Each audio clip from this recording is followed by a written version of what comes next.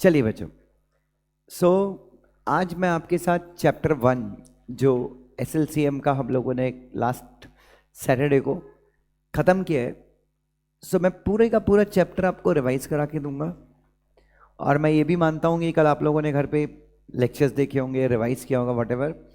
So we will also be having a test जहाँ पे मैं आपको 3 या 4 ही क्वेश्चन दूंगा और इस चैप्टर का टेस्ट भी अपन साथ में ले लेंगे। फेस टू फेस वाले बच्चों की तो कॉपीज मैं इमीडिएटली क्या करूंगा, चेक करके भी मैं आपको वापस कर दूंगा, ठीक है। सो फर्स्ट टॉपिक, अगर आप में से किसी ने रिकॉर्डिंग मिस की है, कितनी रिकॉर्डिंग देख ली, जानवी कुछ देखा? ओके, चलेगा। सो एनीवे कोशिश मैं ये करूंगा कि ज़रूरत ना पड़े देखने की, I will just try, but still revision lectures are not the replacement to the original lecture. Thank you यार। चलिए, सो सबसे पहले मैं आपके साथ स्टार्ट करूंगा the topic called as SEBI act 1992। सबसे पहले बच्चों, जैसा कि हम लोगों ने लास्ट ईयर या लास्ट टाइम पे इंटरप्रिटेशन ऑफ स्टैट्यूज के बारे में पढ़ा था ग्रुप 1 में, कि हर एक लॉ के अंदर प्रीएम्बल होता है। क्या होता है? और प्रीएम्बल अपने को क्या बताता है? व्हाट प्रीएम्बल सजेस्ट इज, उस लॉ का ऑब्जेक्ट क्या है, उस लॉ का पर्पस क्या है, किस इंटेंशन के साथ उस लॉ को क्रिएट किया गया था। ये सुनो बच्चों। और एक और चीज़ अगर आपको याद है तो वो ये थी कि जो मॉडर्न लॉज होते हैं, मॉडर्न लॉज में आजकल प्रीएम्बल होना बंद हो गया है। सो प्रीएम्बल किससे रिप्लेस हो गए? यस, तो प्रीएम्बल्स जो हैं बच्चों आज की तारीख में, they have been replaced by what बेटा? They have been replaced by long titles. So SEBI act 1992, सबसे पहले इस कानून का हमको क्या समझने की जरूरत है? ऑब्जेक्टिव। इस लॉ का ऑब्जेक्टिव है number 1 to create a board. Number 1 to create a board. अब बोर्ड को क्रिएट करने के 3 पर्पस हैं। बोर्ड को क्रिएट करने के क्या है? 3 पर्पस है। पहला, protection of the interest of the investor in securities market. उन लोगों के हितों की रक्षा की जाए, उन लोगों के अधिकारों की रक्षा की जाए जो लोग स्टॉक मार्केट में या सिक्योरिटीज मार्केट में क्या करते हैं? इन्वेस्ट करते हैं। दूसरा, स्टॉक मार्केट को या सिक्योरिटीज मार्केट को क्या करना है? डेवलप करना। और तीसरा है सिक्योरिटीज मार्केट को क्या करना है? रेगुलेट करना। रेगुलेट करना कैसे? अगर आपको याद है लास्ट लेक्चर में हमने पढ़ा था सेक्शन 30, सेबी को पावर थी क्या बनाने की? रेगुलेशंस बनाने की। In respect of various matter SEBI क्या बना सकती है? रेगुलेशन बना सकती है, ठीक है। और डेवलप करना मतलब बच्चों टाइम टू टाइम सेबी क्या करती रहेगी बच्चों? इंटरमीडियरीज को रजिस्टर करती है। Time to time SEBI market में रिसर्च करती रहती है, नई नई टेक्नोलॉजी इंट्रोड्यूस करेगी, जिससे स्टॉक मार्केट का क्या होगा बच्चों? डेवलपमेंट होगा। सो ये सेबी एक्ट को लाने के पीछे क्या थे? ऑब्जेक्टिव थे। नाउ अब हम नोट्स में थोड़ा सा देखते हैं कि सिक्योरिटीज मार्केट क्या है। जैसे कि आपने पढ़ा, जैसा कि हमने देखा कि सेबी को लाने के पीछे मुख्य मकसद क्या था बच्चों? What was the main intention? Yes, SEBI को लाने के पीछे जो मेरी मेन इंटेंशन थी, that was to create a board. क्या इंटेंशन थी बच्चों? बोर्ड क्रिएट करना। नाउ तो और बोर्ड क्रिएट करके क्या करना? किसको रेगुलेट करना बच्चों? बोर्ड क्रिएट करना इसलिए क्रिएट करना बोर्ड, ताकि हम क्या कर सकें बच्चों? ताकि वी कुड रेगुलेट। कौन से मार्केट को हम रेगुलेट कर सकें? सिक्योरिटीज। प्लीज आ जाइए बेटा। हम सिक्योरिटीज मार्केट को क्या कर सकें? रेगुलेट कर सकें। यह हमारा क्या था? प्राइमरी इंटेंशन था। सो नाउ प्लीज ये बच्चों,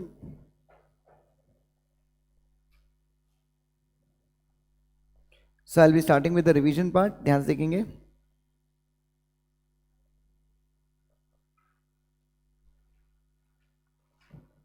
चलिए, सबसे पहले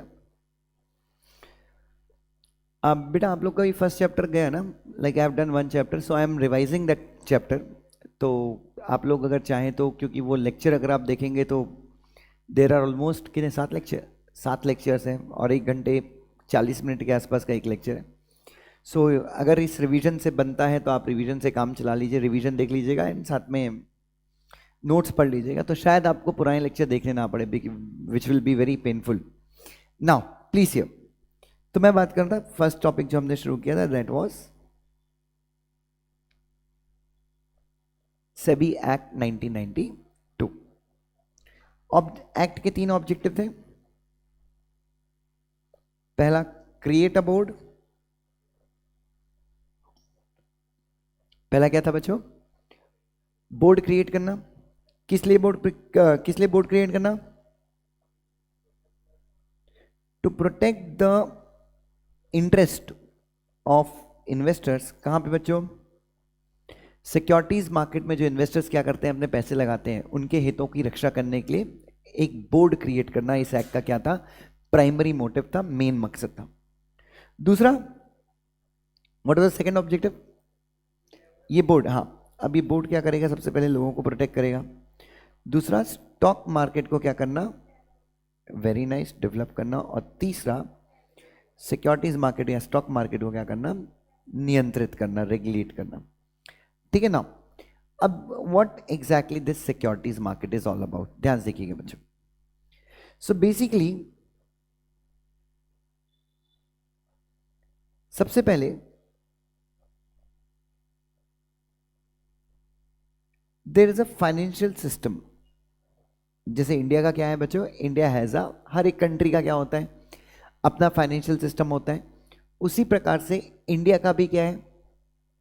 इंडिया का भी एक फाइनेंशियल सिस्टम है। फाइनेंशियल सिस्टम क्या है? एक ऐसा सिस्टम जिसके अंदर लोग पैसे डालते हैं और ये पैसे उन लोगों के हाथ में पहुंच जाते हैं जिनको इस पैसे की जरूरत है। किस लिए जरूरत है? For the purpose of carrying on a business. Business करने के लिए उस पैसे की जरूरत जिन लोगों के पास है, फाइनेंशियल सिस्टम से पैसे उनके पास क्या होते हैं? पहुंच जाते हैं। जैसे कि हमने पैसे कहां पे डाल दिए? बैंक में डाल दिए, तो हमारा पैसा कहां पहुंच गया? फाइनेंशियल सिस्टम में पहुंच गया। अब बैंक क्या करता है? आपके पैसे को, जिसको बिजनेस के लिए जरूरत होगी, जिसको घर खरीदने के लिए जरूरत होगी, उसको लोन दे देगा। तो कहीं ना कहीं पैसा कहां आ गया? इकोनॉमी में आ गया। ठीक है ना? तो फाइनेंशियल सिस्टम के अंदर आता है बच्चों फाइनेंशियल मार्केट। फाइनेंशियल सिस्टम के अंदर क्या आएगा बच्चों? फाइनेंशियल मार्केट्स आएंगे। फाइनेंशियल मार्केट को आप चाहें तो 2 पार्ट में डिवाइड कर सकते हैं। First is capital market and the second is money market. Capital market में क्या होता है बच्चों? अच्छा, फाइनेंशियल मार्केट का मतलब जहां पे अपने को क्या मिलता है? फाइनेंस मिलता है। सीधी बात है, चिकन मार्केट में चिकन मिलेगा, मटन मार्केट में मटन मिलेगा, मिल्क मार्केट में मिल्क मिलेगा। फाइनेंशियल मार्केट में what you get is, financial market में आपको फाइनेंस मिलता है। ठीक है? तो फाइनेंस आपको 2 तरीके से मिलता है। पहला क्या है बच्चों? या फाइनेंशियल मार्केट के अंदर 2 पार्ट होते हैं। पहला, कैपिटल मार्केट में आपको क्या मिलेगा बच्चों? और मनी मार्केट में आपको क्या मिलता है? Now what is the meaning of short term finance? यहां पे आपको लगभग अप टू कितने साल का बच्चों? इन this market you get loans. आपको कितने साल तक का लोन मिल जाता है? 1 साल का। और इस मार्केट में सबसे बड़ी बोरोवर जो है वो कौन है? In this market the biggest borrower is whom बच्चों? The government of India is the largest borrower. ठीक है? नाउ ये हम अभी नहीं पढ़ेंगे। मनी मार्केट के बारे में हम कब पढ़ेंगे? CS प्रोफेशनल में पढ़ेंगे। हमारा डिस्कशन कहां पे होगा बच्चों? Capital market. तो कैपिटल मार्केट का मतलब ऑब्वियसली, कैपिटल मतलब एक ऐसा पूंजी, आपके बिजनेस में आने वाला ऐसा पैसा जो आपके साथ लॉन्ग टर्म तक रहने वाला है, उसको अपन क्या कहते हैं? कैपिटल। सो कैपिटल मार्केट के अंदर 2 पार्ट आते हैं। एक होता है सिक्योरिटीज मार्केट। कैपिटल मार्केट के अंदर जो मार्केट आते हैं, पहला कौन सा मार्केट है बच्चों? The first is securities market and the other is bank borrowing. तो आप बैंक जा सकते हैं किसके लिए? अब बैंक से क्या ले लीजिए बच्चों? अब बैंक से अगर आप लॉन्ग टर्म लोन ले लेते हैं, क्या ले लेते हैं अगर आप बैंक से? If you obtain long term loans from the bank, can I से वो भी आपके लिए कैपिटल है। अगर बैंक से मैंने क्या ले लिया? लॉन्ग टर्म लोन ले लिया, तो that also serves as capital for me. दूसरा, कहां चला जाऊं मैं? सिक्योरिटीज मार्केट चला जाऊं। Now which is what is securities market? एक ऐसा मार्केट जहां पे सिक्योरिटीज इश्यू करके I get long term funds. So it is the market from where what we can do is long term funds can be arranged. इस market से आप क्या कर सकते हैं बच्चों? यू कैन अरेंज व्हाट बेटा? Long term funds. कैसे अरेंज कर सकते हैं? Bye issue of what? Securities को इश्यू करके आप लॉन्ग टर्म फंड्स अरेंज कर सकते हैं ना. What is the meaning of security? Section 2 clause n, अगर मैं गलत नहीं हूं, सिक्योरिटीज कॉन्ट्रैक्ट रेगुलेशन एक्ट 1956 में सिक्योरिटी शब्द को बताया गया है. सिक्योरिटी शब्द के अंदर shares, debentures, bonds, units by mutual funds, collective investment की बहुत सारी चीजें, बट अभी मैं अपना डिस्कशन रखूंगा शेयर्स और डिबेंचर्स पे. तो एक ऐसा मार्केट जहां पे आप क्या इश्यू करते हैं? एक ऐसा मार्केट जहां पे आप शेयर्स इश्यू करते हैं. शेयर्स इश्यू करके यू गेट व्हाट बेटा? Long term funds. ठीक है. नाउ तो अब आपको क्या इश्यू करना है? शेयर्स इश्यू करने. आपको कहां पे इश्यू करना है? कौन से मार्केट की बात कर रहा हूं मैं? यस, अपने सिलेबस में सिक्योरिटीज मार्केट है. अब सिक्योरिटीज मार्केट के अंदर भी दो मार्केट आते हैं बच्चों. The first is primary market and the other is secondary market. आप लोगों का ग्रुप 1 हो चुका है.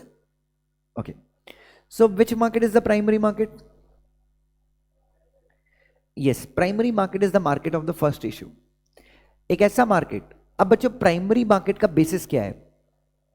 प्राइमरी मार्केट का मतलब जैसे कि नॉर्मली बोलते हैं कि भाई यहां पे इस मार्केट में जब सिक्योरिटीज इश्यू होती हैं तो पहली बार वो इन्वेस्टर के पास पहुंचती हैं सिक्योरिटीज. मतलब इस मार्केट के थ्रू. प्राइमरी मार्केट का मतलब क्या है? कंपनी डायरेक्टली शेयर्स किसको ऑफर करती है? ऑफर करती, किसको ऑफर करती है? इन्वेस्टर्स को.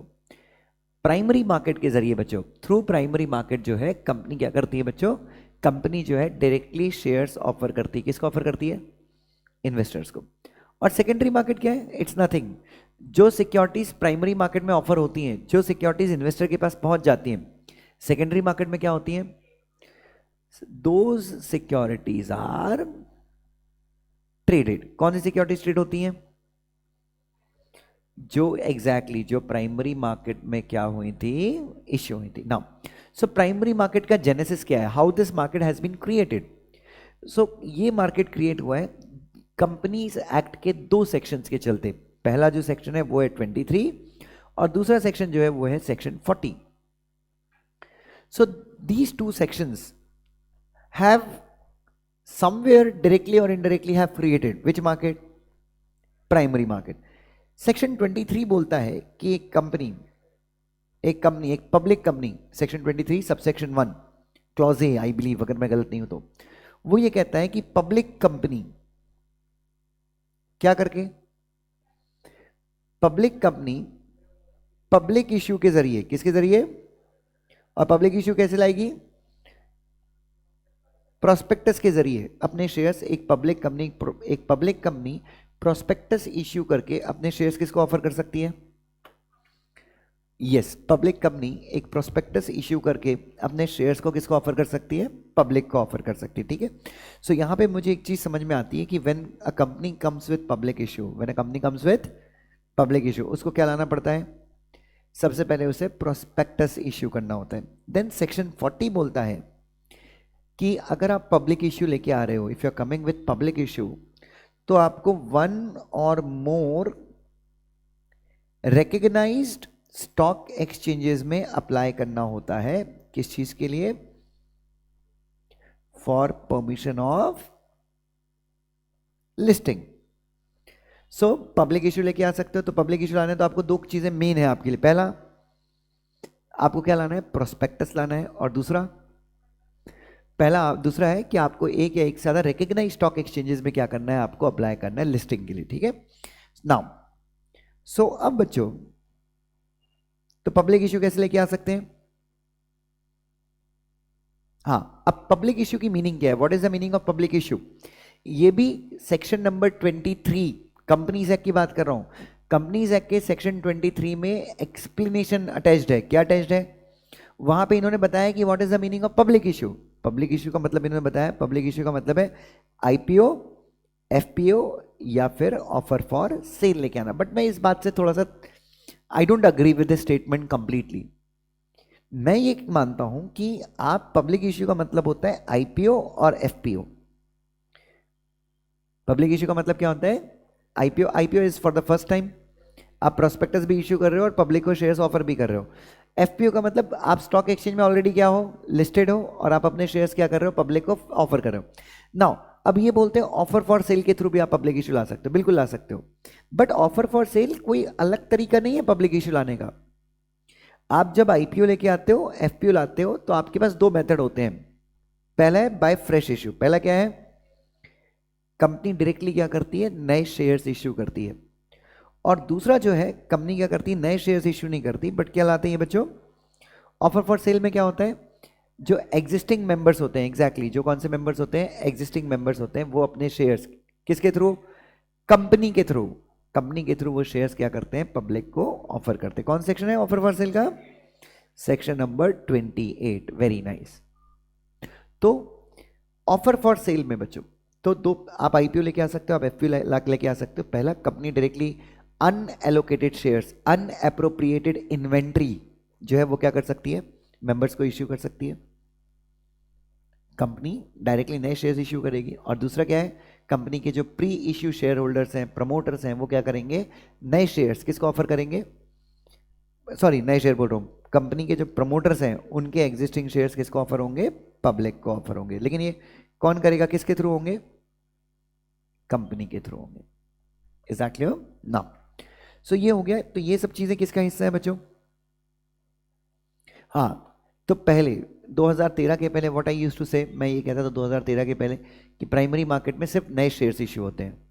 लेकिन अब मैं क्या बोलता हूँ, primary market offer for sale आने के बाद मैं ये कहता हूँ कि primary market is the market जहां से क्या होता है, कंपनी डायरेक्टली शेयर्स को पब्लिक को ऑफर करती है। मैं ये नहीं बोलता कि नए शेयर्स हैं या पुराने शेयर्स हैं, बट कंपनी इस मार्केट के थ्रू शेयर्स किसको ऑफर करती है, पब्लिक को। There is no intermediate in between. Okay, तो ये हो गया प्राइमरी मार्केट। अब प्राइमरी मार्केट में मान लो 10 करोड़ नए शेयर्स कंपनी ने इश्यू किए। ये शेयर्स कहां पे लिस्ट हो गए, स्टॉक एक्सचेंज में लिस्ट हो गए। अब क्या होगा, अब ये शेयर स्टॉक एक्सचेंज में क्या हो गए, लिस्ट हो गए। नाउ व्हाट विल हैपन, अब स्टॉक मार्केट में ये शेयर्स क्या होते हैं, ट्रेड होते हैं। तो जो लोग पब्लिक इश्यू में शेयर नहीं खरीद पाए वो लोग कहां पे खरीद लेंगे, हम सेकेंडरी मार्केट में शेयर्स खरीद लेंगे। Is that clear? तो ये हो गया प्राइमरी मार्केट और एक हो गया सेकेंडरी मार्केट। नाउ अब मैं बात करूं सेबी एक्ट के सेक्शन 2 की। तो सेबी एक्ट का जो सेक्शन 2 है उसने क्या किया है, बहुत सारी चीजों को क्या करा है, अलग अलग तरीके से डिफाइन करा है।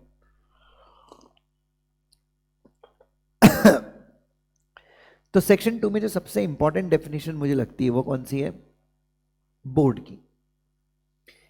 सेबी एक्ट के सेक्शन 2 में जो सबसे इंपॉर्टेंट डेफिनेशन है वो कौन सी डेफिनेशन है, बोर्ड। बोर्ड का मतलब क्या होता है,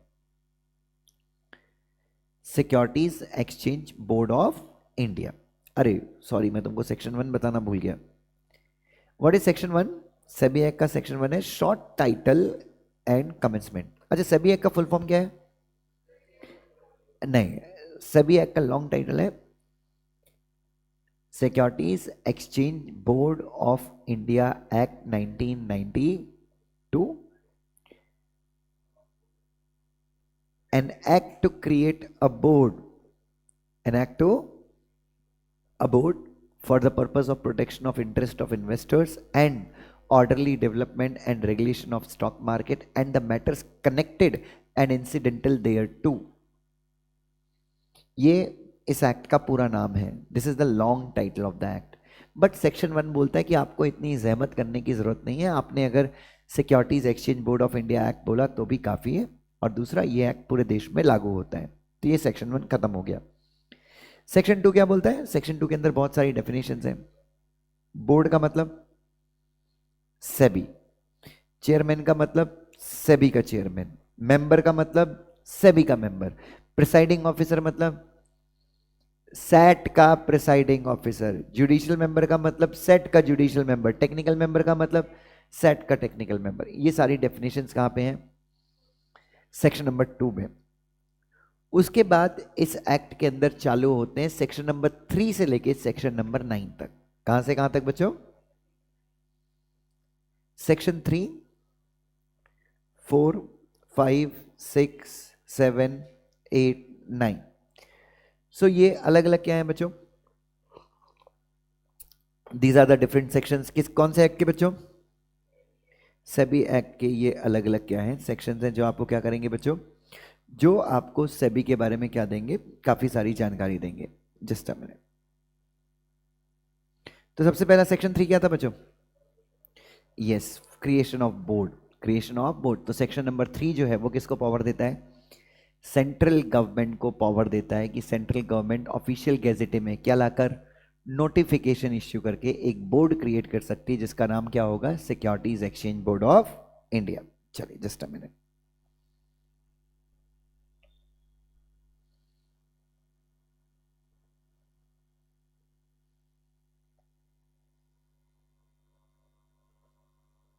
हाँ जी,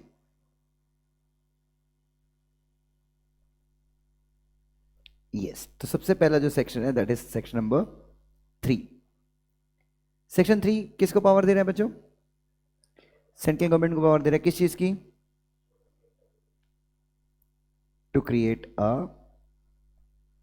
बोर्ड। ठीक है, पॉइंट नंबर 1। उसके बाद ये जो बोर्ड सेक्शन 3 सब सेक्शन 2 जो है वो क्या बोल रहा है कि ये जो बोर्ड होगा इट वुड बी व्हाट बेटा? ये जो बोर्ड होगा बॉडी कॉर्पोरेट होगा। बॉडी कॉर्पोरेट मतलब separate legal entity, perpetual succession, अपने नाम पे प्रॉपर्टीज होल्ड कर सकता है। अच्छा, इसके पास कॉमन सील होना मैंडेटरी है। कंपनीज के केस में, कंपनीज के केस में यस, जो सेक्शन 9 था उसमें लिखा था कॉमन कंपनी को सर्टिफिकेट ऑफ इनकॉर्पोरेशन मिलने के बाद वो बॉडी कॉर्पोरेट बनती है विथ कॉमन सील। ब्रैकेट में लिखा था इफ एनी। यस, तो कंपनी के केस में कॉमन सील जरूरी नहीं था, बट इसके केस में, किसके केस में बच्चों? सभी के केस में having common seal is mandatory. आपका परपेचुअल सक्सेशन होता है, आप अपने नाम पे प्रॉपर्टीज एक्वायर कर सकते हैं। You have a capacity to sue and be sued on your own name. तो सेक्शन 3 सब सेक्शन 2 क्या करता है? सभी को क्या करता है? बॉडी कॉर्पोरेट का स्टेटस दे रहा है, property, perpetual succession. Yes, section 3 sub section 3 बोलता है किसका हेड ऑफिस कहां पे होगा? बॉम्बे में। और सेक्शन 3 सब सेक्शन 4 बोलता है कि ये इंडिया की दूसरी जगहों पे भी क्या कर सकता है? ऑफिस एस्टैब्लिश कर सकता है। तो सेक्शन 3 जो है ये बेसिकली एडमिनिस्ट्रेटिव सेक्शन है। कौन सा सेक्शन है? Administrative section. मतलब ये जो सेक्शन है कहीं ना कहीं हमारी सरकार को पावर दे रहा है कि हमारी सरकार क्या कर सकती है? एक बोर्ड क्रिएट कर सकती है, जिस बोर्ड का नाम क्या होगा बच्चों? सेबी। नाउ दूसरा section 4, will see section number 4। Section 4 बोलता है, अगर इसका टाइटल देखो तो क्या है? Management of board. इस बोर्ड में कौन होगा? इस बोर्ड में कौन होगा और उन्हें कैसे अपॉइंट करा जाएगा? तो सबसे पहला इस बोर्ड में एक कौन होगा? अब उन्होंने मेंबर चेयरमैन लिखा है, बट मैं इसको क्या मानूंगा? Because chairman appears to be very gender specific, तो मैं इसको क्या बोलूंगा? Chairperson. कौन बन सकता है chairperson? The one who has ability, stability नहीं बे,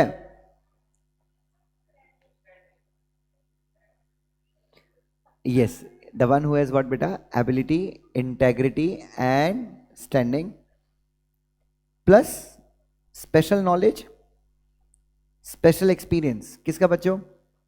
law, finance, accounts, economics, public administration, बहुत सारी चीज़ों को क्या होना चाहिए इसके पास?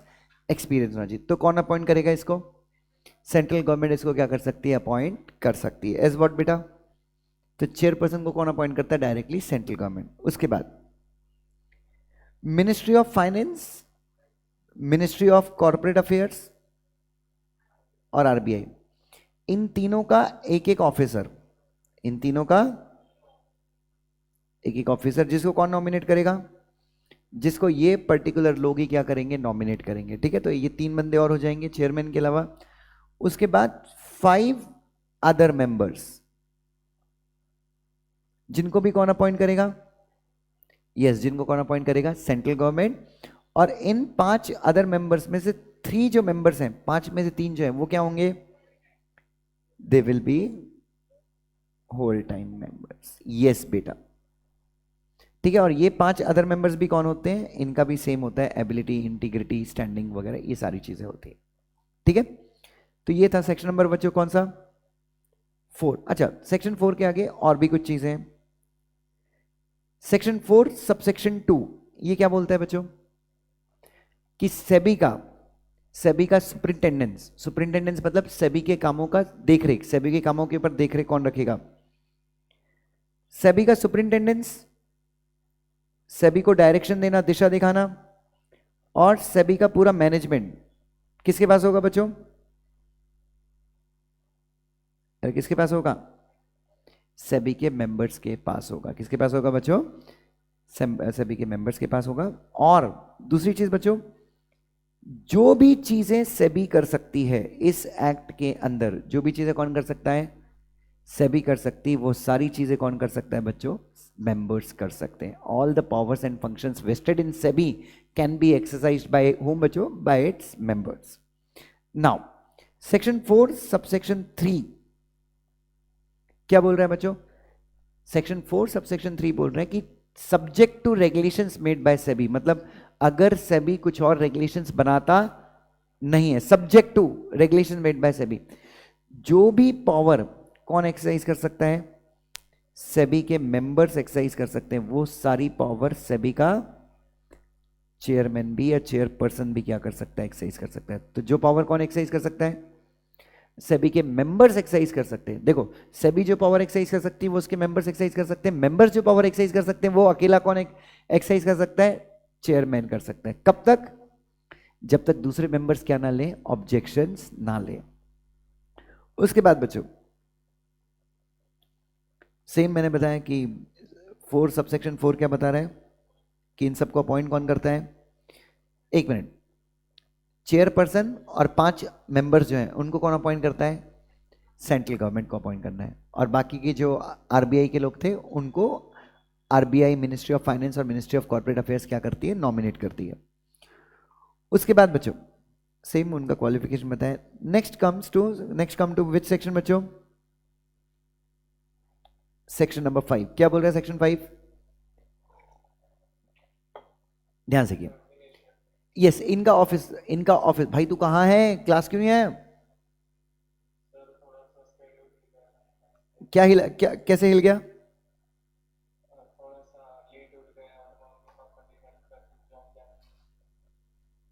सिद्धू बेचारा बहुत अच्छा लड़का है, अपनी लाइफ की उलझने अकेला ही सुलझाता रहता है।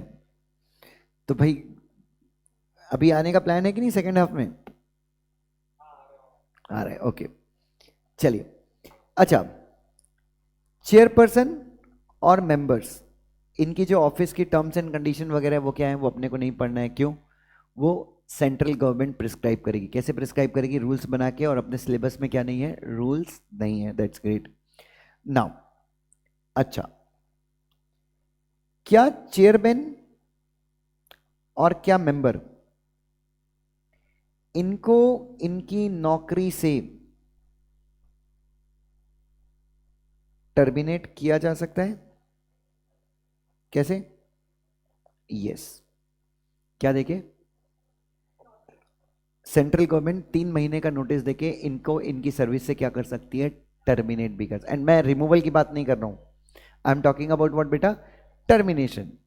इनको नौकरी से क्या कर देना, इनका कोई डिफॉल्ट नहीं है, बस सेंट्रल गवर्नमेंट चाहती है कि तुम निकल जाओ, तो सेंट्रल गवर्नमेंट तुमको 3 महीने का क्या देके, नोटिस देके, या फिर 3 महीने का नोटिस नहीं देना है तो 3 महीने की एडवांस सैलरी देकर तुमको क्या कर सकती है बच्चों, तुम्हारे ऑफिस से क्या कर सकती है, निकाल सकती है, नहीं निकाल सकती है बच्चों, यस, तुमको तुम्हारे ऑफिस से क्या कर सकती है, निकाल सकती है। Is that clear.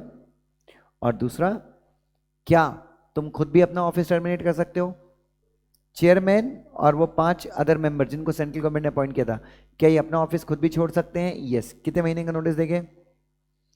3 मंथ्स का नोटिस। कैसे? इन राइटिंग देके ये भी अपने ऑफिस से क्या कर सकते हैं? त्याग पत्र दे सकते हैं। ठीक है। नाउ यहां पे मैं किसके ऊपर बात कर रहा हूं? सेक्शन 5 में I am talking about chairman and 5 members. बाकी के 3 लोगों की बात क्यों नहीं कर रहा हूं मैं? उनको निकालने का जो काम है वो कौन करेगा? वो मिनिस्ट्री करेगी, जिन्हें जिसने उनको अपॉइंट किया है। आरबीआई वाले डिसाइड करेंगे कि आरबीआई वाला आदमी रहेगा नहीं रहेगा। बाकी टर्मिनेशन में किसकी बात कर रहा हूं मैं? सेंट्रल गवर्नमेंट ने जिन लोगों को क्या किया था? अपॉइंट किया था। नाउ उसके बाद बच्चों next is removal from office. Removal, notice नहीं दूंगा, धक्के मार के निकालूंगा। ठीक है। कब बच्चों? किसी भी मेंबर को या फिर चेयरपर्सन को रिमूव किए। किसी भी मतलब किसी भी, मैं यहां पे 5 और वो चेयरपर्सन नहीं बोल रहा, मैं क्या बोल रहा हूं? किसी को भी आप निकाल सकते हो। कब? अगर वो इंसॉल्वेंट हो गया है, प्लस कोर्ट ने उसको क्या डिक्लेयर कर दिया है? वो इंसॉल्वेंट हो गया और कोर्ट ने उसे इंसॉल्वेंट डिक्लेयर कर दिया है। एडजुडिकेटेड इंसॉल्वेंट। कौन सा इंसॉल्वेंट? ओके। दूसरा, वो अनसाउंड माइंड का हो गया है और कोर्ट ने उसको क्या डिक्लेयर कर दिया कि हाँ भाई तू बिल्कुल पूरा ही पागल है। उसके बाद उसको किसी ऑफेंस की सजा मिली है। उसको किसी ऑफेंस की क्या मिली है? कोई भी ऑफेंस। एक लड़की जा रही थी बस में, ये पीछे खड़ा था, पीछे धक्का आया तो लड़की के ऊपर गिर गया, लड़की ने इसको खींच के एक थप्पड़ मारा, इसने भी अपने हाथ पे थूका, ऐसे ऐसे किया, लड़की को 2 दिए दबा के। ये क्या था? ये सेबी का मेंबर था, लोकल बस में ट्रेवल करता, ऑनेस्ट मेंबर था। लड़की ने पुलिस में क्या कर दी? एफआईआर कर दी कि मैंने 1 मारा, इसने मेरे को 2 मारा। तो पहला वाला तो ठीक है, समझ में आता है, हिसाब किताब आपने क्या किया? बराबर किया। दूसरा इज सेक्सुअल हैरेसमेंट, मेरी इच्छा के अगेंस्ट मेरे को क्या किया? टच किया। Womens are very powerful if they know law, but दुख की बात यह है कि लड़कियों को अपने लॉज, अपने जो लॉज उनके फेवर में वो पता नहीं है। और दूसरी चीज भी है बच्चों, आई डोंट नो, इंडियन लड़कियां थोड़ी सी कमजोर होती हैं, बिल्कुल मारने का, पकड़ के साले को खींच खाच के मारने का। नहीं, सीरियसली हो, बिकॉज इट हैपन्स। महाराष्ट्र में नहीं, but there are many parts in the country जहाँ पे क्या होता है, लड़कियों से जोर जबरदस्ती की जाती है। एनीवे, बट लड़कियां चाहे तो किसी भी लड़के का भविष्य 2 मिनट के अंदर खत्म कर सकती हैं। तो पहला थप्पड़ तो ठीक है, समझ में आता है कि क्या था, हिसाब किताब बराबर कर लिया कि भाई ठीक है, मैंने पब्लिक के बीच में तुम्हारी क्या कर दी। लेकिन जो दूसरा थप्पड़ मारा, that was a sexual harassment. Any unwelcome touch is a sexual harassment. ठीक है। सेक्सुअल हैरेसमेंट की डेफिनेशन आपको मिल जाएगी किसी भी लॉ में, तो उसमें सब आ जाता है। किसी लड़की को तुमने हाथ पे ऐसे भी कर दिया ना, मच्छर भी है, उसको तुमने मार दिया, तो भी वो तुम्हारे अगेंस्ट क्या लगा सकती है? सेक्सुअल हैरेसमेंट के चार्जेस लगा सकती है। अरे तुमने आंख भी मार दी, अरे घूर के भी देख लिया, तो भी कहानी तुम्हारी क्या हो जाएगी? उसको व्हाट्सएप पे कोई वीडियो भी भेज दिया, बेब्स क्या कर रही है, ये भी सेक्सुअल हैरेसमेंट की डेफिनेशन में आती। लड़की कुछ भी कर दे, ये नंगे क्या कर रहा है, अरे यार कितना अपना मानती मेरे को। सो एनीवे बच्चों, सो आपने क्या बोल रहे भाई?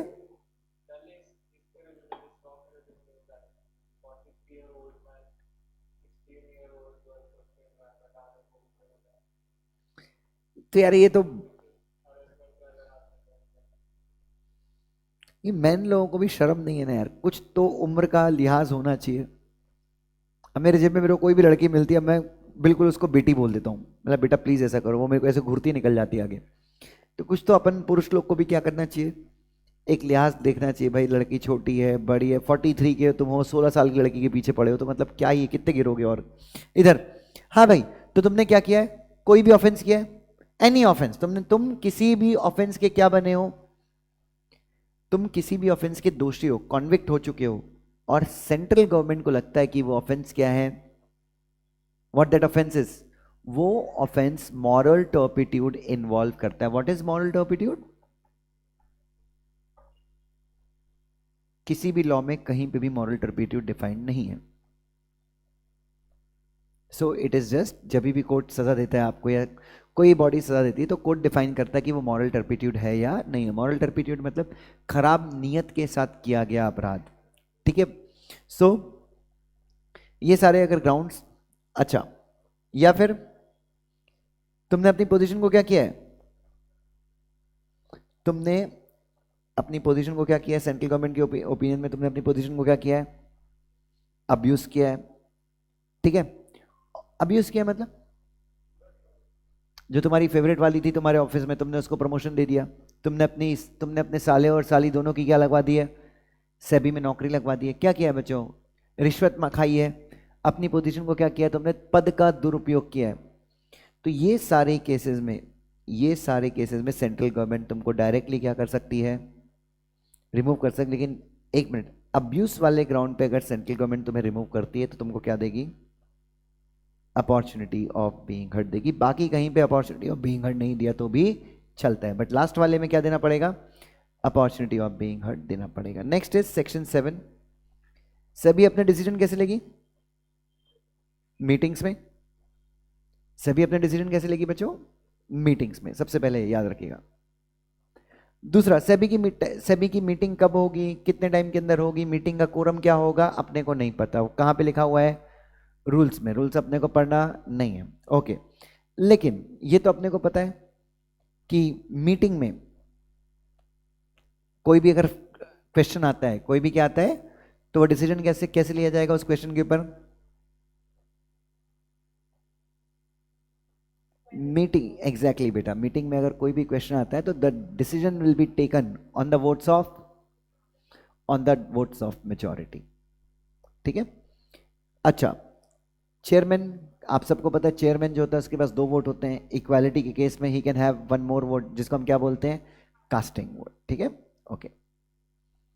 उसके बाद अगर चेयरमैन मीटिंग में नहीं आता तो वो जो सेबी के जो मेंबर्स चेयरमैन के अलावा जो मीटिंग में बैठे हुए हैं वो अपने में से ही किसी एक को क्या बना लेते हैं? चेयरपर्सन बना लेते हैं।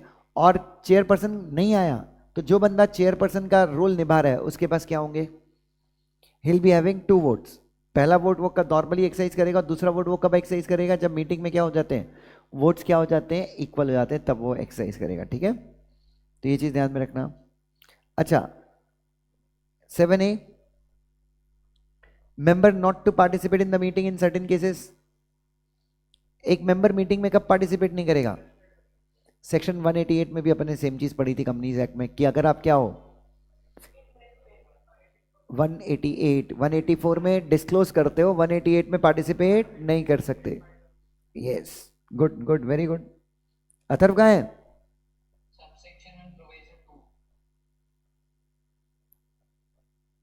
इसको हम कंपनी लॉ का किंग बोलते हैं, इसको सब पता होता है। कंपनी लॉ में आप सेक्शन पूछो, सब सेक्शन पूछो, प्रोवाइजो पूछो, ही नोज एवरीथिंग। उस दिन भी उसने बता दिया था ना, वो कौन सा बताया था? वो तो मुझे भी याद नहीं था, मतलब मुझे इसलिए याद था क्योंकि मैंने 2 दिन पहले पढ़ाया था। यस यस, बहुत अच्छा, बहुत ही अच्छा।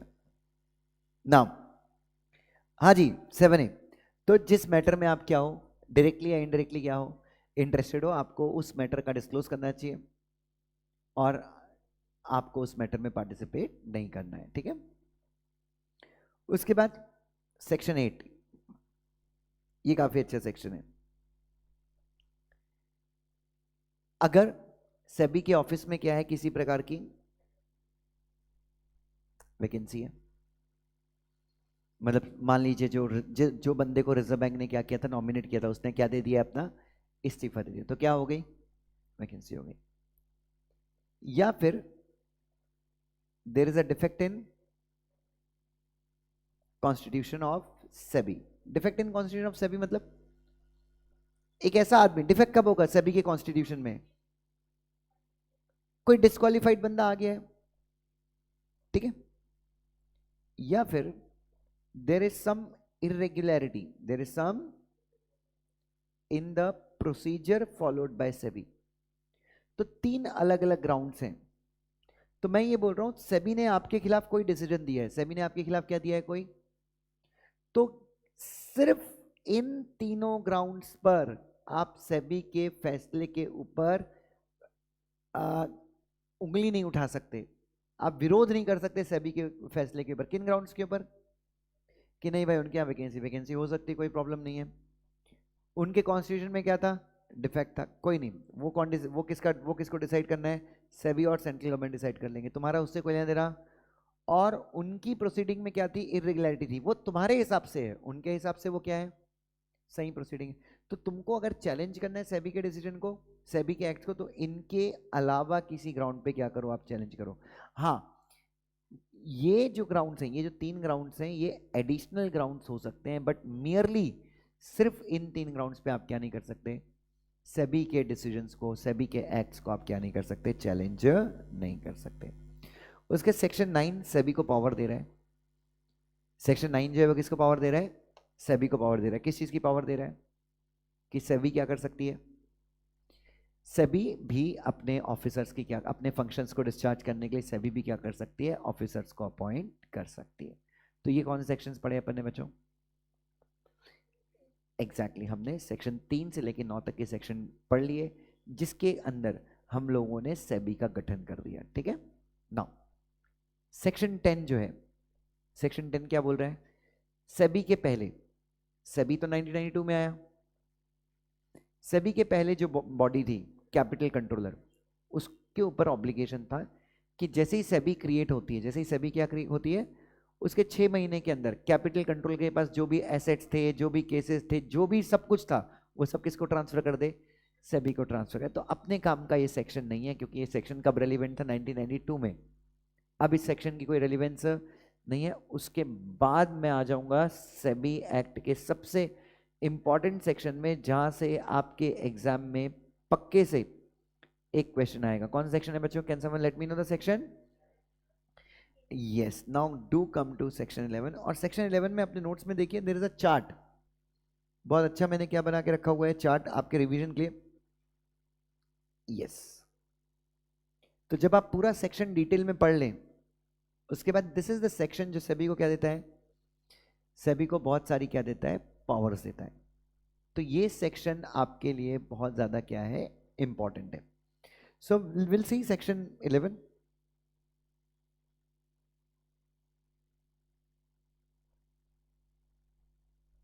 अब सेक्शन 11 के अंदर जो सबसे पहला सेक्शन है 11 सबसेक्शन 1, क्या है ये कुछ नहीं, ये बता रहा है सेबी के, सेबी क्या क्या कर सकती है, क्या कर सकती है बच्चों सेबी, सेबी के ऑब्जेक्टिव्स क्या हैं, 3 मेन ऑब्जेक्टिव्स हैं, क्या क्या, very nice, to protect the interest of investors, उन लोगों के अधिकारों की रक्षा करना जिन लोगों ने स्टॉक मार्केट में क्या किया है, इन्वेस्ट किया है। दूसरा, स्टॉक मार्केट को क्या करना, डेवलप करना। और तीसरा, स्टॉक मार्केट को क्या करना, रेगुलेट करना। 11 सबसेक्शन 1। उसके बाद मूव कर जाएंगे सेक्शन 11 सबसेक्शन 2 पे। Will move to section number 11 subsection 2। 11 subsection 2 जो है वो सेबी को एक जनरल पावर देता है, किस चीज की,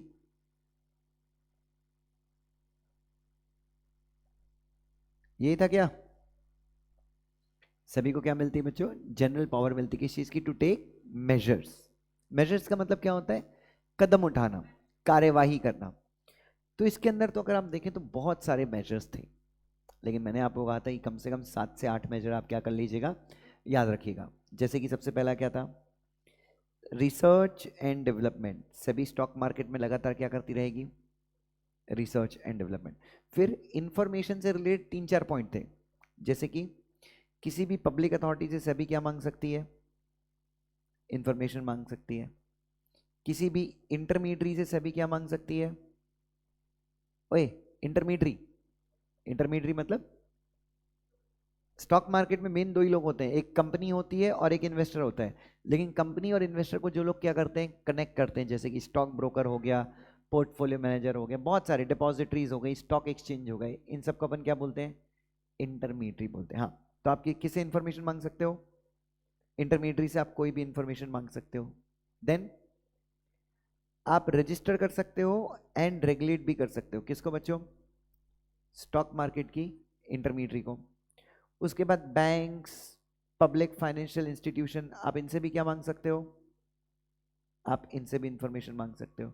उसके बाद manipulative trading, fraudulent trading, insider trading को आप क्या कर, आपको क्या करना है बच्चों? आपको क्या करना है? You need to prohibit. आप इनको प्रोहिबिट करने के लिए भी क्या ले सकते हो? आप स्टेप्स ले सकते हो। क्या ले सकते हो बच्चों? आप स्टेप्स ले सकते हो। उसके बाद आप ऑडिट वगैरह भी करवा सकते हो। क्या करवा सकते हो बच्चों? ऑडिट भी करवा सकते हो। किसका? इंटरमीडियरीज का। फिर लिस्टेड या फिर propose to be listed company से भी आप क्या मांग सकते हैं? इंफॉर्मेशन मांग सकते हैं। तो दीज वर 1 2 3 4 5 6, तो बहुत सारी है, बहुत सारे प्रोविजन में डिस्कस किए। किस चीज के बच्चों? वही किससे रिलेट करते हैं ये सारे provisions? The powers of SEBI to take what बेटा? मेजर्स। यस बच्चों। उसके बाद सेक्शन 11 टू ए, ये स्पेसिफिक पावर है। ये क्या है बच्चों? किसकी? मेजर्स लेने की, कार्यवाही करने की, एक्शन लेने की। किसके अगेंस्ट? लिस्टेड और प्रपोज टू बी लिस्टेड के अगेंस्ट। कब? अगर सेबी को लगता है, क्या लगता है? अच्छा, व्हाट इज लिस्टेड कंपनी? जिसके शेयर स्टॉक एक्सचेंज में लिस्टेड है। प्रपोज टू बी लिस्टेड का मतलब क्या होता है? जिसने सेबी के साथ draft red herring prospectus file किया है। क्या फाइल किया है? यस, आईसीडीआर रेगुलेशन में बताया प्रपोज टू बी लिस्टेड का मतलब क्या है? जिसने सेबी के साथ क्या फाइल किया है? Draft red herring prospectus file किया है। ठीक है। Now section number 11 subsection 3 SEBI को पावर दे देता है किसकी? ये क्या देखना, सेक्शन 11 सबसेक्शन 3 जो है सेबी को क्या देता है? पावर देता है। किसकी पावर देता है? सिविल कोड की पावर देता है, लेकिन not in all the matters, in respect of following matters. कौन कौन से मैटर में? Discovery, production and inspection of document. उसके बाद विटनेसेस को और जो पार्टीज हैं उनको क्या करना? एग्जामिन करना कि वो सच बोल रहे हैं या फिर सच नहीं बोल रहे हैं। देन समन्स इश्यू करना और पार्टीज की अटेंडेंस को क्या करना? एनफोर्स करना। देन इंटरमीडियरीज के बुक्स एंड डॉक्यूमेंट्स को क्या करना? इंस्पेक्ट करना। सो इन सारे मामलों में जो सेबी की जो पावर्स है वो क्या है बच्चों? इन सारे मामलों में सेबी के जो ऑर्डर्स है उनको अपन क्या मानेंगे? Will be considering them as order of what बेटा? Civil codes. Now come to section number 11 subsection 4। Now please here 11 subsection 4 जो है वो सेबी की पावर फिर से है, मेजर्स लेने की पावर है। कौन सी पावर है बच्चों? लेकिन ये कौन से मेजर्स लेगी सेबी? कब बच्चों? ड्यूरिंग और आफ्टर इंक्वायरी या फिर इन्वेस्टिगेशन। सो सेक्शन 11 सबसेक्शन 4 के अंदर, जैसे 11 सबसेक्शन 2 के अंदर सेबी के पास जनरल पावर थी मेजर्स लेने की। यहां पे क्या है बच्चों? अगर सेबी ने आपके खिलाफ क्या किया है? इन्वेस्टिगेशन सेबी खत्म कर चुकी है और सेबी को लगता है कि आपने स्टॉक मार्केट में गंद मचाई है, गड़बड़ करी है, या फिर सेबी ने अभी तक इन्वेस्टिगेशन खत्म नहीं की है बट स्टिल सेबी को लगता है कि आपने स्टॉक मार्केट में क्या किया है? गड़बड़ की है, तो सेबी ड्यूरिंग और आफ्टर इन्वेस्टिगेशन सेबी क्या ले सकती है आपके अगेंस्ट? मेजर्स ले सकती है। Now what these measures can be, ये मेजर्स क्या हो सकते हैं? ध्यान से देखो। सबसे पहला, स्टॉक मार्केट से आप ट्रेडर हैं, आप स्टॉक मार्केट में ट्रेड करते हैं, आपको ट्रेडिंग से क्या कर दिया जाएगा? सस्पेंड कर दिया जाएगा। आपको स्टॉक मार्केट से क्या कर दिया जाएगा? रिस्ट्रेन। रिस्ट्रेन मतलब आप स्टॉक ब्रोकर हैं, आपका लाइसेंस क्या कर दिया जाएगा? एक पर्टिकुलर पीरियड तक के लिए क्या कर दिया जाएगा? कैंसिल कर दिया जाएगा। तो you will be restrained, you will be restrained from the stock market. उसके बाद उसके तीन तीन छीनने वाले एक्शन किए जा सकते हैं आपके अगेंस्ट। पहला है आपके बैंक अकाउंट को क्या कर सकते हैं, बैंक अकाउंट और आपकी प्रॉपर्टीज को अटैच कर सकते हैं। उसके बाद इंपाउंडिंग कर सकते हैं, कैश जो आपके पास फ्रॉडलेंट मैनिपुलेशन मतलब गलत तरीके से आपने जो जिस पैसे को कमाए। तीसरा, आपको किसी आपके पास कोई एसेट वगैरह है, उस एसेट को ट्रांसफर करने से आपको क्या किया जा सकता है, रोका जा सकता है। ये सारे एक्शन भी आपसे आपके अगेंस्ट कौन ले सकता है, सेबी। तो ये तीन एक्शन में डायरेक्टली सेबी क्या कर रही है बच्चों, आपको चोट पहुंचा रही है, आपके पैसे छीन रही है, आपके बैंक अकाउंट्स को क्या कर रही है सेबी, अटैच कर रही है, या फिर आपको अपने एसेट ट्रांसफर कैसे रोक रही है। तो ये एक्शन अपने नोट्स में clause number D, clause number ई और क्लॉज नंबर एफ के अंदर है। सो ये एक्शन अगर सेबी को लेना है किसके अगेंस्ट, इंटरमीडिएट के अगेंस्ट ले सकती है, लेकिन अगर किसी लिस्टेड या फिर प्रपोज टू बी लिस्टेड के अगेंस्ट अगर ये एक्शन लेना है तो सेबी को ये इंश्योर करना है क्या कि ये सेबी के पास रीजनेबल कॉज, एक बहुत स्ट्रांग रीजन होना चाहिए ये मानने का कि ये लोग किस में शामिल हैं, मैनिपुलेशन, इनसाइडर ट्रेडिंग या फिर फ्रॉडलेंट ट्रेडिंग में ये लोग क्या हैं, शामिल हैं।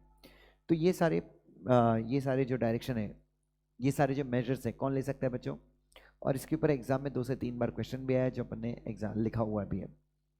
नेक्स्ट कम विच सेक्शन बच्चों, section number 11 sub section 4A है ना, क्या है 4A, क्या पावर टू इश्यू डायरेक्शन है, क्या देखना एक बार। सभी आपके अगेंस्ट क्या लगा सकती है, पेनल्टीज लगा सकती है, सभी आपके अगेंस्ट क्या लगा सकते हैं, लेकिन पेनल्टीज लगा सकते, लेकिन पेनल्टीज डायरेक्ट नहीं लगती लगाती सभी। पेनल्टीज लगाने के लिए पहले क्या करना होता है आपके यहाँ पे, इंक्वायरी या फिर इन्वेस्टिगेशन करना होता है 14 डेज का नोटिस देकर, जो सेक्शन नंबर 15 में बताया हुआ है। ठीक है, नेक्स्ट कौन से सेक्शन में आ जाएंगे, नहीं रे दादा, section number 11 sub section 5। 11 4A में डायरेक्शन देने की पावर है क्या, एक बार चेक करना। 4A किसमें है, अच्छा 11B में, ओके ओके कोई प्रॉब्लम नहीं, okay. Now section 11 sub section 5 क्या बोल रहे हैं, जो डिसगॉर्ज अमाउंट होता है, डिसगॉर्ज अमाउंट मतलब सेबी ने आपसे पैसे अगर क्या किए, जब्त किए, तो सेबी इसको कहां पे डाल देगी, investor education and protection fund में। डिसगॉर्ज अमाउंट याद रखना, कौन सा अमाउंट बच्चों, डिसगॉर्ज अमाउंट। सेबी को शक है कि सेबी को यकीन हो गया कि आपके पास जो पैसे हैं वो गलत तरीके से कमाए हुए हैं, तो सेबी आपको डायरेक्टली डायरेक्शन देती, सेबी खुद डिसगॉर्ज नहीं करती है, सेबी आपको डायरेक्शन देती है कि दोस्त तेरे पास इतना जो पैसा है तूने गलत तरीके से कमाया है, इसको तू क्या कर, investor education and protection fund में क्या कर दे, क्रेडिट कर दे। 11B में पढ़ेंगे, ओके। उसके बाद सेक्शन 11A क्या है, कुछ नहीं बच्चों, सेबी क्या कर सकती है, रेगुलेशन बना सकती है, किस चीज को लेके, ट्रांसफर एंड शेयर्स इश्यू कैसे होंगे और शेयर्स ट्रांसफर कैसे होंगे। क्या सेबी ने इस पावर का एक्सरसाइज किया है, और सेबी ने ICDR रेगुलेशन बनाया जो हम आगे पढ़ेंगे, डोंट वरी। उसके बाद क्या है 11B, ये हमेशा याद रखना, 11B के जो डायरेक्शंस हैं वो कब इश्यू होंगे, 11B के जो डायरेक्शन है वो कब इश्यू होंगे, इन्वेस्टिगेशन के बाद। 11B के अंदर जो डायरेक्शन है वो आपको कब इश्यू होंगे, आफ्टर इन्वेस्टिगेशन। तो सेबी ने इन्वेस्टिगेशन आपके यहाँ पे कर ली है, सेबी को लगता है कि आप क्या हैं, आपने कांड किया है, आपने गलती की है, तो सेबी आपको 2 तरह के डायरेक्शन दे सकती है। अच्छा, सबसे पहले सेबी डायरेक्शन क्यों देगी, सेबी डायरेक्शन देगी नंबर 1 इन्वेस्टर्स को क्या करने के लिए, प्रोटेक्ट करने के लिए। दूसरा, किसी इंटरमीडियरी में अगर किसी इंटरमीडियरी के मैनेजमेंट में अगर कौन बैठा है, गलत लोग बैठे हुए हैं, तो टू सिक्योर, अरे भूल गए क्या, टू सिक्योर राइट मैनेजमेंट, सही मैनेजमेंट आए, कहां पे आए, इंटरमीडियरी में आए। उसके बाद to stop a practice, stock market में कोई प्रैक्टिस चल रही है which is detrimental to the interest of the investor, जो इन्वेस्टर्स के हितों को क्या पहुंचा सकती है, नुकसान पहुंचा सकती है, उस प्रैक्टिस को क्या करने के लिए, रोकने के लिए सेबी डायरेक्शन दे सकती है ना। कौन सा डायरेक्शन देगी, SEBI can give any direction, इसको अपॉइंट करो, इसको रिमूव करो, बट सारे डायरेक्शन के अलावा 2 मेन डायरेक्शन सेबी दे सकती है। सबसे पहला सेबी आपके अगेंस्ट क्या लगा सकती है, पेनल्टीज लगा सकती है, और सेबी आपको डायरेक्शन देके क्या कर सकती है, डिसगॉर्जमेंट भी कर सकती है, आपसे पैसे छीन भी सकती है। और आप सबको पता है डिसगॉर्जमेंट वाला पैसा कहाँ जाता है, आईईपीएफ में जाता है। Now next is section number 11C। 11C किससे डील करता है,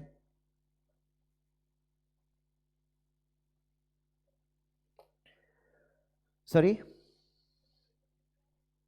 11C है ना, इन्वेस्टिगेशन, इन्वेस्टिगेशन ही है, इन्वेस्टिगेशन, थक गया यार ना, एक मिनट ना please, here investigation. Now what happens in investigation, ध्यान से किए, सारे लोग मेरी तरफ देखेंगे। हम 4 स्टेप्स में पूरा इन्वेस्टिगेशन क्या करेंगे, खत्म करेंगे। सबसे पहली चीज है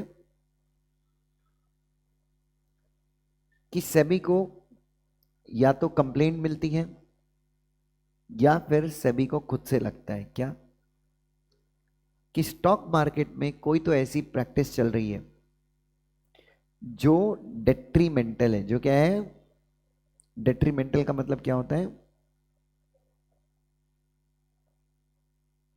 सभी को खुद से लग रहा है क्या कि स्टॉक मार्केट में there is some practice which is what बेटा, which is detrimental to the interest of the investor.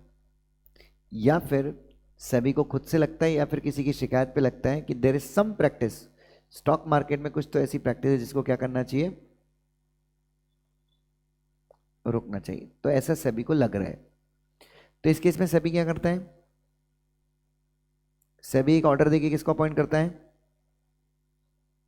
किस लिए अपॉइंट करता है, कि इंक्वायरी या फिर तो क्या करके आ, इन्वेस्टिगेशन करके आ। ठीक है, तो ये हो गया अपना स्टेप 1।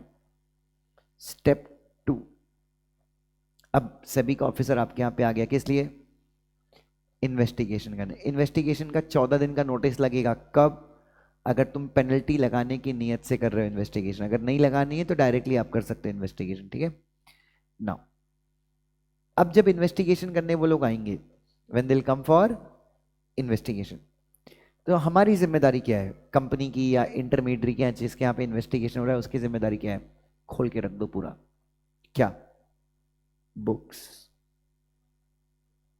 रिकॉर्ड्स,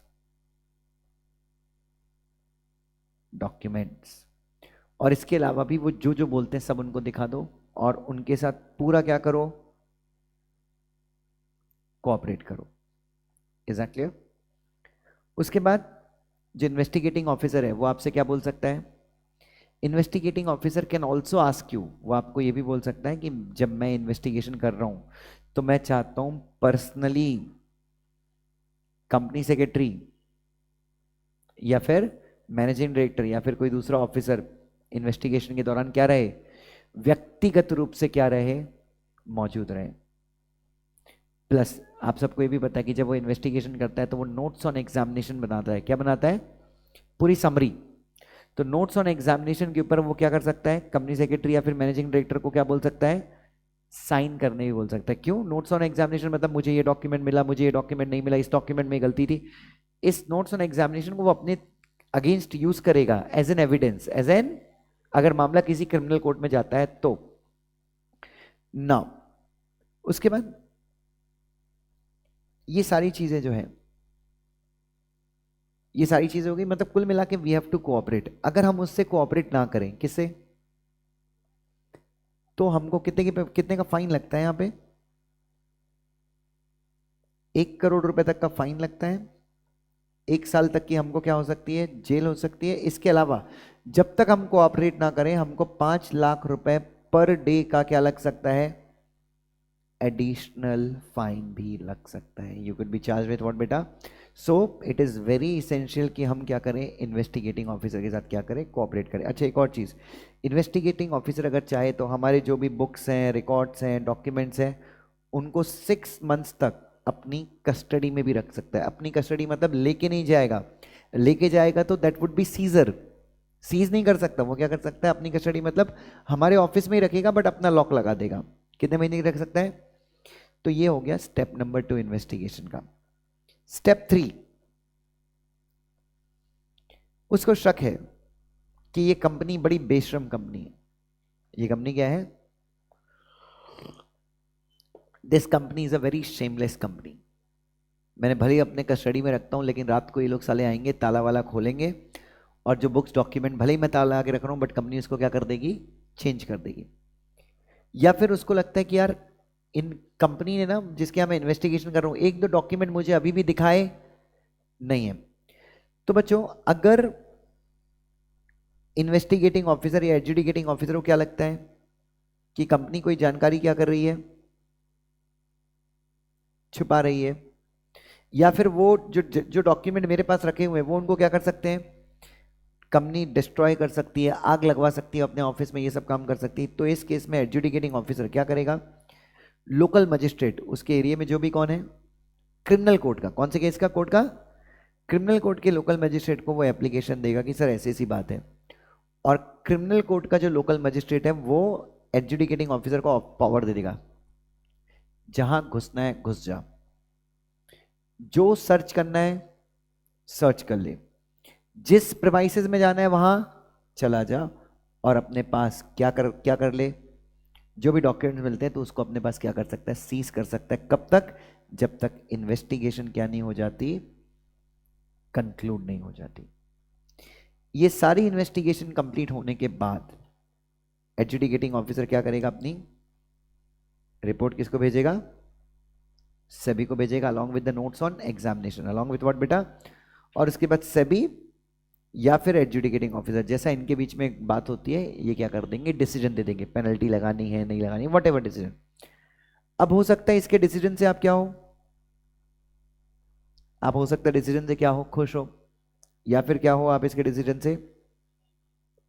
आप इसके डिसीजन से हो सकता है डिससेटिस्फाइड हो। तो क्या करेंगे? खुश हो तो कोई प्रॉब्लम नहीं है, अगर डिससेटिस्फाइड हो तो आप सेबी के डिसीजन को कहां पे चैलेंज करते हो? सिक्योरिटीज एपेलेट ट्रिब्यूनल में आप क्या करते हो? सेबी के डिसीजन को क्या करते हो? You make challenge. ठीक है, तो ये हो गया। अब सुनना ध्यान से, ये तो यहां तक तो अपनी ठीक है। जिस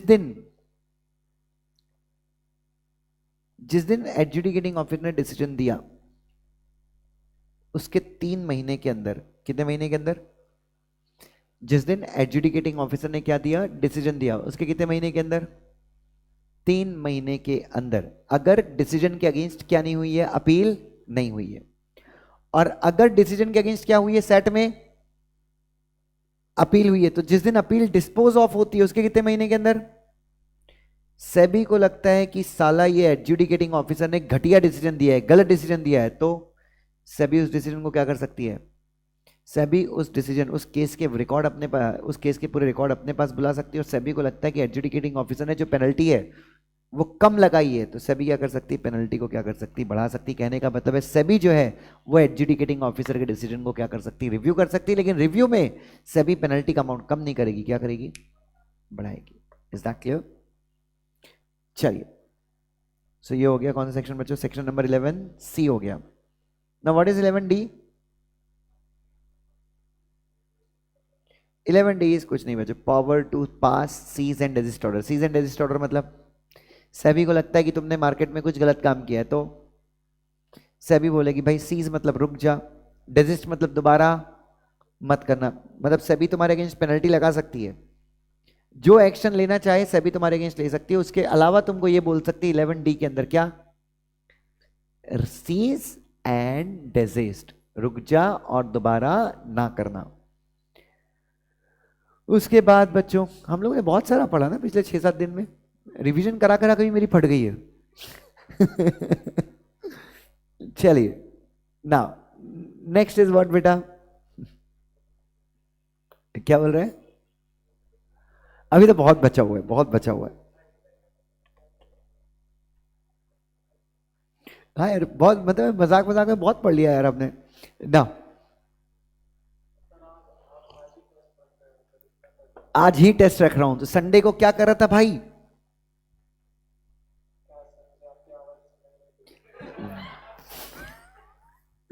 भाई बीच में एक संडे भी आया था ना, शनिवार के बाद आता है इतवार, तो क्या कर रहा था भाई उस दिन?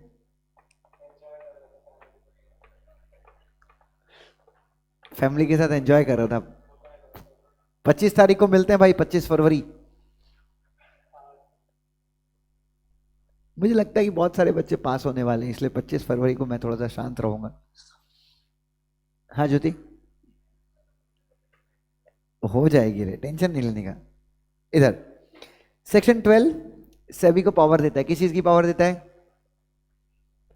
कि कोई भी इंटरमीडियरी स्टॉक मार्केट में फंक्शन नहीं कर सकती। कब तक? जब तक वो सेबी के साथ क्या ना हो जाए, रजिस्टर ना हो जाए।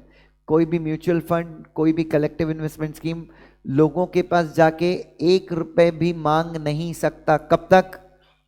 जब तक वो सेबी के साथ क्या ना हो जाए, रजिस्टर ना हो जाए। ठीक है।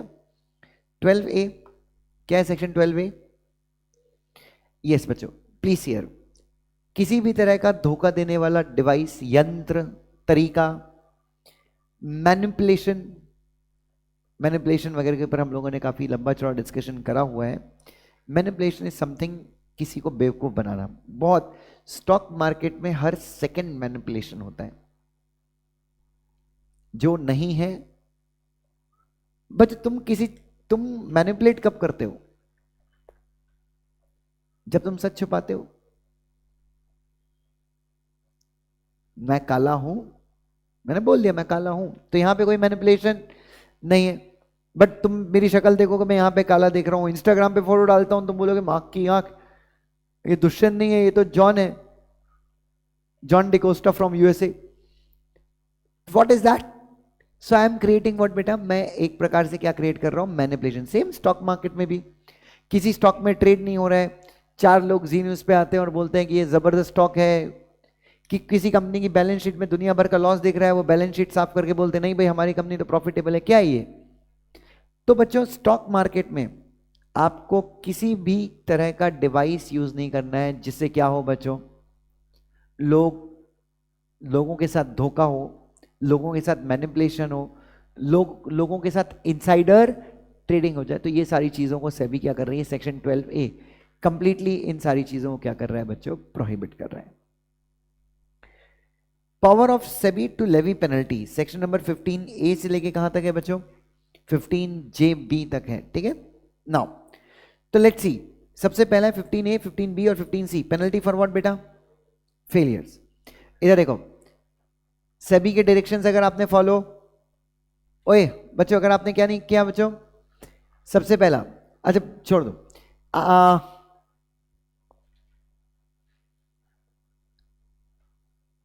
इंफॉर्मेशन सेबी ने आपसे मांगी थी, आपने प्रोवाइड नहीं की। आपको बुक्स ऑफ अकाउंट मेंटेन करनी थी, आपने बुक्स ऑफ अकाउंट मेंटेन, या फिर सेबी ने आपको कोई डायरेक्शन दिया था, आपने वो फॉलो नहीं किया। अगर आप एक इंटरमीडियरी हो, आपने अपने क्लाइंट को सर्विस दी है, उसके साथ अग्रीमेंट किए बिना, आप एक इंटरमीडियरी हो, आपके जो इन्वेस्टर्स हैं उनका ग्रीवेंस है और आपने एक रीजनेबल पीरियड, जो 30 दिन का पीरियड होता है, उसके अंदर आपने ग्रीवेंस को सॉल्व नहीं किया, आपको सजा कितनी होगी? Per day maximum of ₹1 CR। Mutual fund, कोई भी म्यूचुअल फंड बिना सेबी के साथ रजिस्टर हुए अगर कोई स्कीम लॉन्च करता है, म्यूचुअल फंड की एसेट मैनेजमेंट कंपनी, जो म्यूचुअल फंड का बेसिकली फंड मैनेजर होता है, सेबी के साथ रजिस्टर ना करे, या फिर सेबी के साथ रजिस्टर तो करे बट रजिस्ट्रेशन के टाइम पे सेबी ने जो शर्तें लगाई थी उनका पालन ना करे, या फिर जिस स्कीम के अंदर, जिस स्कीम को म्यूचुअल फंड का मतलब एएमसी जो है, एएमसी जिस स्कीम को क्या कर रहा है? मैनेज कर रहा है, अगर उस स्कीम के अलावा किसी दूसरी स्कीम में क्या करे? इन्वेस्ट करे, मतलब एएमसी अपना कोड ऑफ कंडक्ट वगैरह क्या ना करे? फॉलो ना करे। अगेन कितने की पेनल्टी है? 1 lakh per day, maximum of ₹1 crore. Stock broker के ऊपर कितने टाइप की पेनल्टी लग सकती है? 3। अच्छा और एक चीज याद रखना, मैं ये पेनल्टीज का प्रोविजन पढ़ा रहा हूं, मैं पेनल्टी और फाइन के बारे में बात नहीं कर रहा हूं। We are specifically discussing about what बेटा? पेनल्टीज। ठीक है। क्या होता है पेनल्टी दोस्त? पेनल्टी और फाइन में डिफरेंस क्या होता है?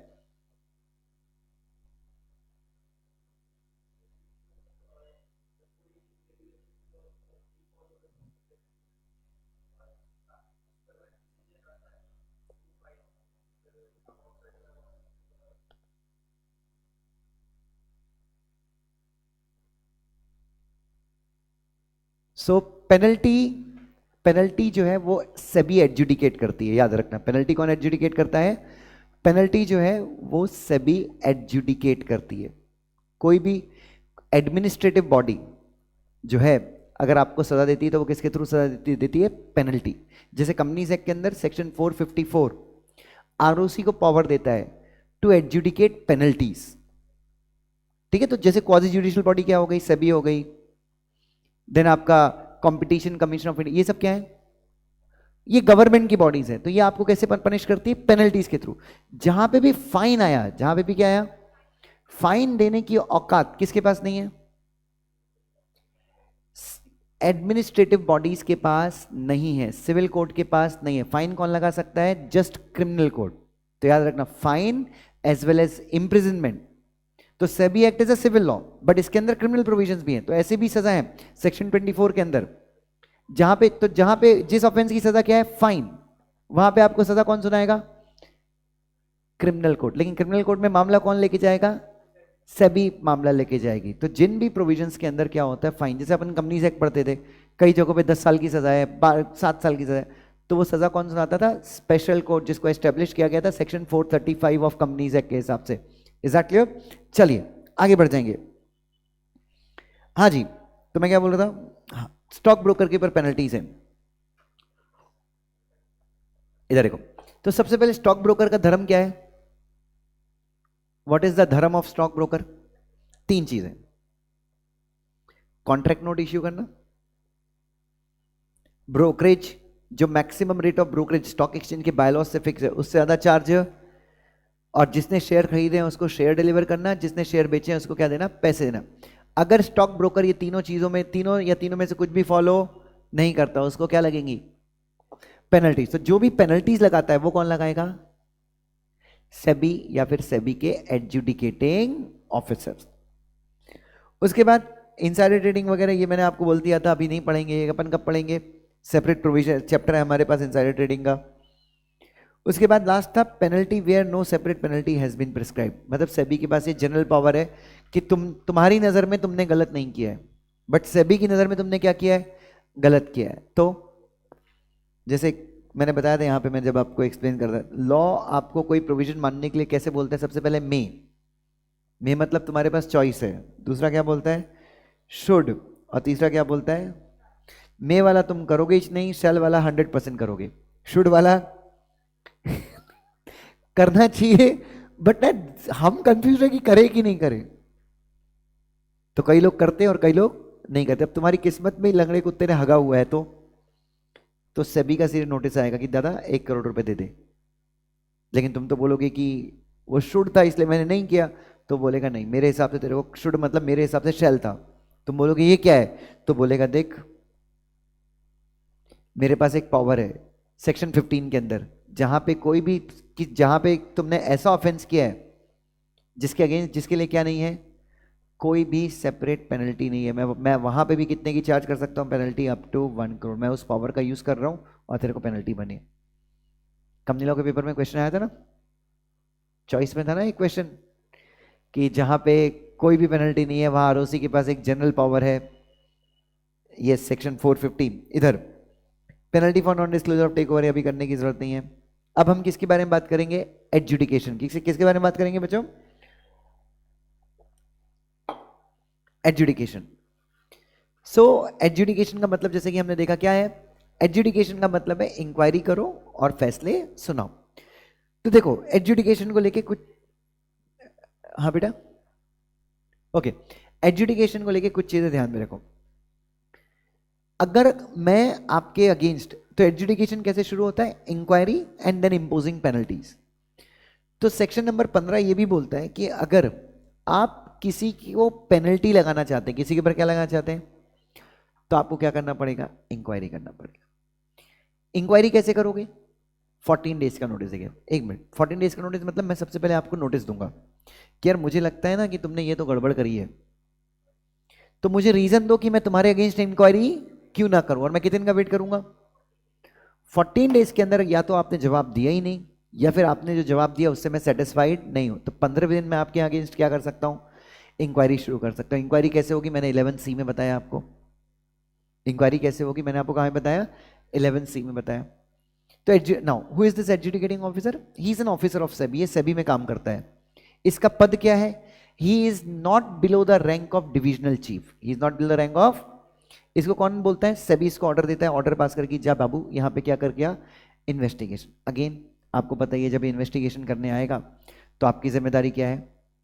कोऑपरेट करो, जो ये खोलने बोले सब खोल के दिखा दो इसको। ये सुनो बच्चों, बुक्स, रिकॉर्ड, डॉक्यूमेंट सब कुछ ये जहां पे लाने को बोले आप इसको लाके दिखा दो, ठीक है। ये सभी का एजेंट है। क्या है ये? सभी का एजेंट है। उसके बाद इंक्वायरी कंप्लीट करेगा ये, उसके बाद ये डिसीजन देगा। अब ध्यान से देखना, जब ये डिसीजन दे तो ये 3 चीजों को ध्यान में रख के डिसीजन देता है। इसके ऊपर क्वेश्चन भी आया, मैंने लिखवाया भी है। पहला, रॉन्गफुल गेन। आपने जो नॉन कंप्लाइंस किया उससे रॉन्गफुल गेन कितना हुआ, आपको कितना कमाया, खुद आपने कितना कमाया। दूसरा, loss cost to the investors, investor को आपने नुकसान कितना किया। और repeated nature of default. Repeated nature of default मतलब देखो आप बोलते हो कि नहीं मेरे से गलती हो गई, आप अगर 1 दिन क्लास बंक करोगे, 2 दिन बंक करोगे, 3 दिन बंक करोगे, चलो मान लिया कि क्या है, गलती है। लेकिन इफ इट इज व्हाट बेटा, आज बहुत सारे लोग एब्सेंट है, कहां है, कहां आज उधर भी, वो भी पूरा खाली है। ये आधे बच्चे सीएस करने वाले बीकॉम के चक्कर में बर्बाद हैं। मतलब सबसे पहले मैं तो यही सजेस्ट करता हूँ बीकॉम को ना साइड में रख दो, बीकॉम के कारण सीएस खत्म हो जाता है बच्चों का। और ऐसे भी होनहार बच्चे जो बीकॉम की क्लास के चक्कर में सीएस की क्लास मिस करते हैं, उनको तो स्पेशली मैं स्वागत करूंगा स्टेज पे शॉल पहना के साला। सो आई डोंट नो ये बीकॉम को आप क्यों इतना भाव देते हो साला, होना क्या है, बड़े होके ऑटो रिक्शा ही चलाना है बीकॉम करके। बीकॉम सिर्फ एक बीकॉम पूरे इंडिया में सबसे अच्छा है, Shri Ram college of commerce. अगर उसका बीकॉम कर रहे हो तो मैं बोलता हूँ सीएस छोड़ दो, बट जो उसका बीकॉम कर रहा है उसको सीएस की वैल्यू पता है, इसलिए वो कभी नहीं छोड़ेगा। बाकी लोग बीकॉम के चक्कर में यार एनीवे, मैं माथा फोड़ फोड़ के कहता हूँ कि बीकॉम या तो सीएस के बाद शुरू करो। नहीं मैं सीरियसली बोल रहा हूँ, I am very serious, I am very serious कि आपको बीकॉम कब चालू करना चाहिए, सीएस के बाद ही शुरू करना चाहिए। क्या ना वो पता नहीं वो घर वाले क्या ग्रेजुएशन की डिग्री मिल जाएगी, अरे एचआर डालूंगा उस डिग्री का, हाँ और वही करना चाहिए। और एक्सटर्नल हो जाता है यार, वही ना यार, पता नहीं लोग क्या है, क्योंकि फिर आपको सीएस के साथ एलएलबी करना है, एलएलबी करने के लिए जिंदगी पड़ी है यार। मैंने सोचा कि 3 साल के बाद मैं एलएलबी चालू करूंगा 40 की एज में, आईएलएस लॉ कॉलेज से।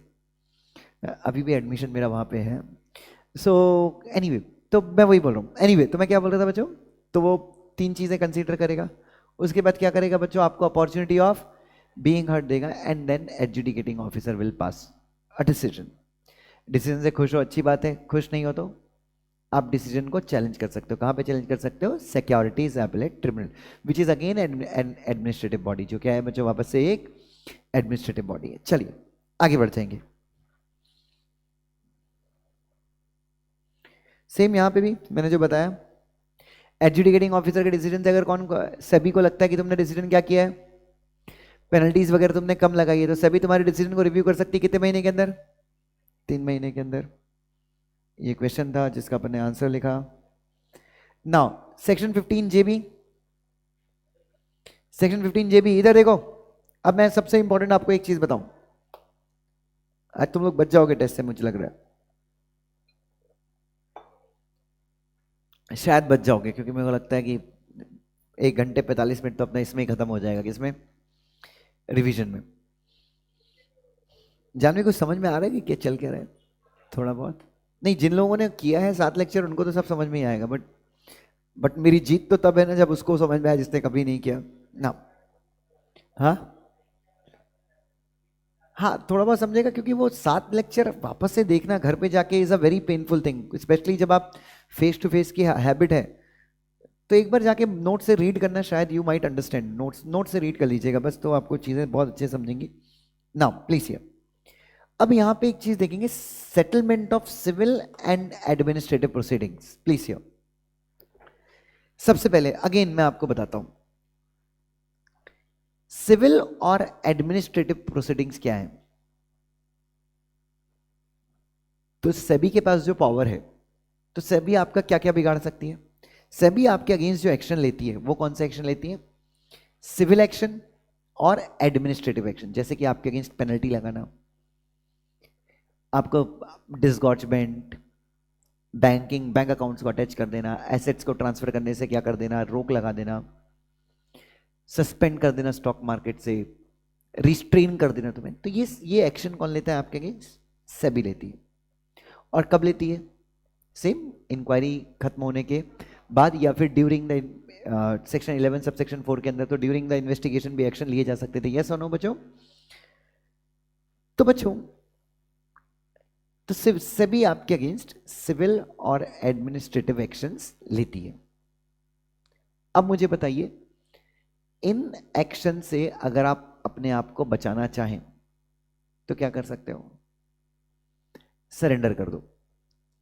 जैसे ही सेबी का आपको शो कॉज नोटिस आता है, क्या नोटिस आता है कि बताओ हम तुम्हारे अगेंस्ट इन्वेस्टिगेशन, तुम तुरंत सेबी को बोलो कि सेबी मैं मानता हूं कि मेरी गलती है एंड आप मेरे से पेनल्टी चार्ज कर सकते हैं, बट मैं आपसे गुजारिश करता हूं कि क्या कर लीजिए, let's make a settlement, let's make a, मैं आपको पैसे पे कर देता हूं। मैं आपको क्या पे कर दूंगा? पैसे। जैसे मैंने जो गलती की उसका पेनल्टी कितने का? 25 लाख का होता है। सभी मैं आपको 10 लाख रुपीस क्या करता हूं? पे करता हूं। एंड प्लीज मेरे अगेंस्ट जो आप क्या करने वाले हो, सिविल और एडमिनिस्ट्रेटिव एक्शन मेरे अगेंस्ट लेने वाले हो, प्लीज उस एक्शन को क्या कर दो? रोक दो। तो आप सेबी से ऐसी गुजारिश कर सकते हैं। कब कर सकते हैं? जब सेबी आपके खिलाफ कौन कौन से एक्शन ले रही है? Major disgorgement, investigation, power, direction issue कर रही है, सीज एंड डिजीज, सस्पेंशन। तो ये सारे केसेस में आप सेबी से क्या कर सकते हैं? रिक्वेस्ट कर सकते हैं। कब कर सकते हैं रिक्वेस्ट? शो कॉज नोटिस आने के बाद आप सेबी से क्या कर सकते हो? रिक्वेस्ट कर सकते हो। सेबी अगर मान जाती है तो सिविल और एडमिनिस्ट्रेटिव एक्शन आपके अगेंस्ट जो चालू हुआ था वो क्या हो जाएगा? रुक जाएगा। और आपको क्या देना पड़ेगा? पेनल्टी पे करना पड़ेगा, सेटलमेंट अमाउंट देना पड़ेगा, जो पेनल्टी के अमाउंट से क्या होगा? कम होगा, बट ज्यादा किसी भी कीमत में नहीं होगा। अगर ज्यादा होगा तो सेटलमेंट क्यों करे? उसके बाद सेबी के पिताश्री कौन है? Securities appellate tribunal.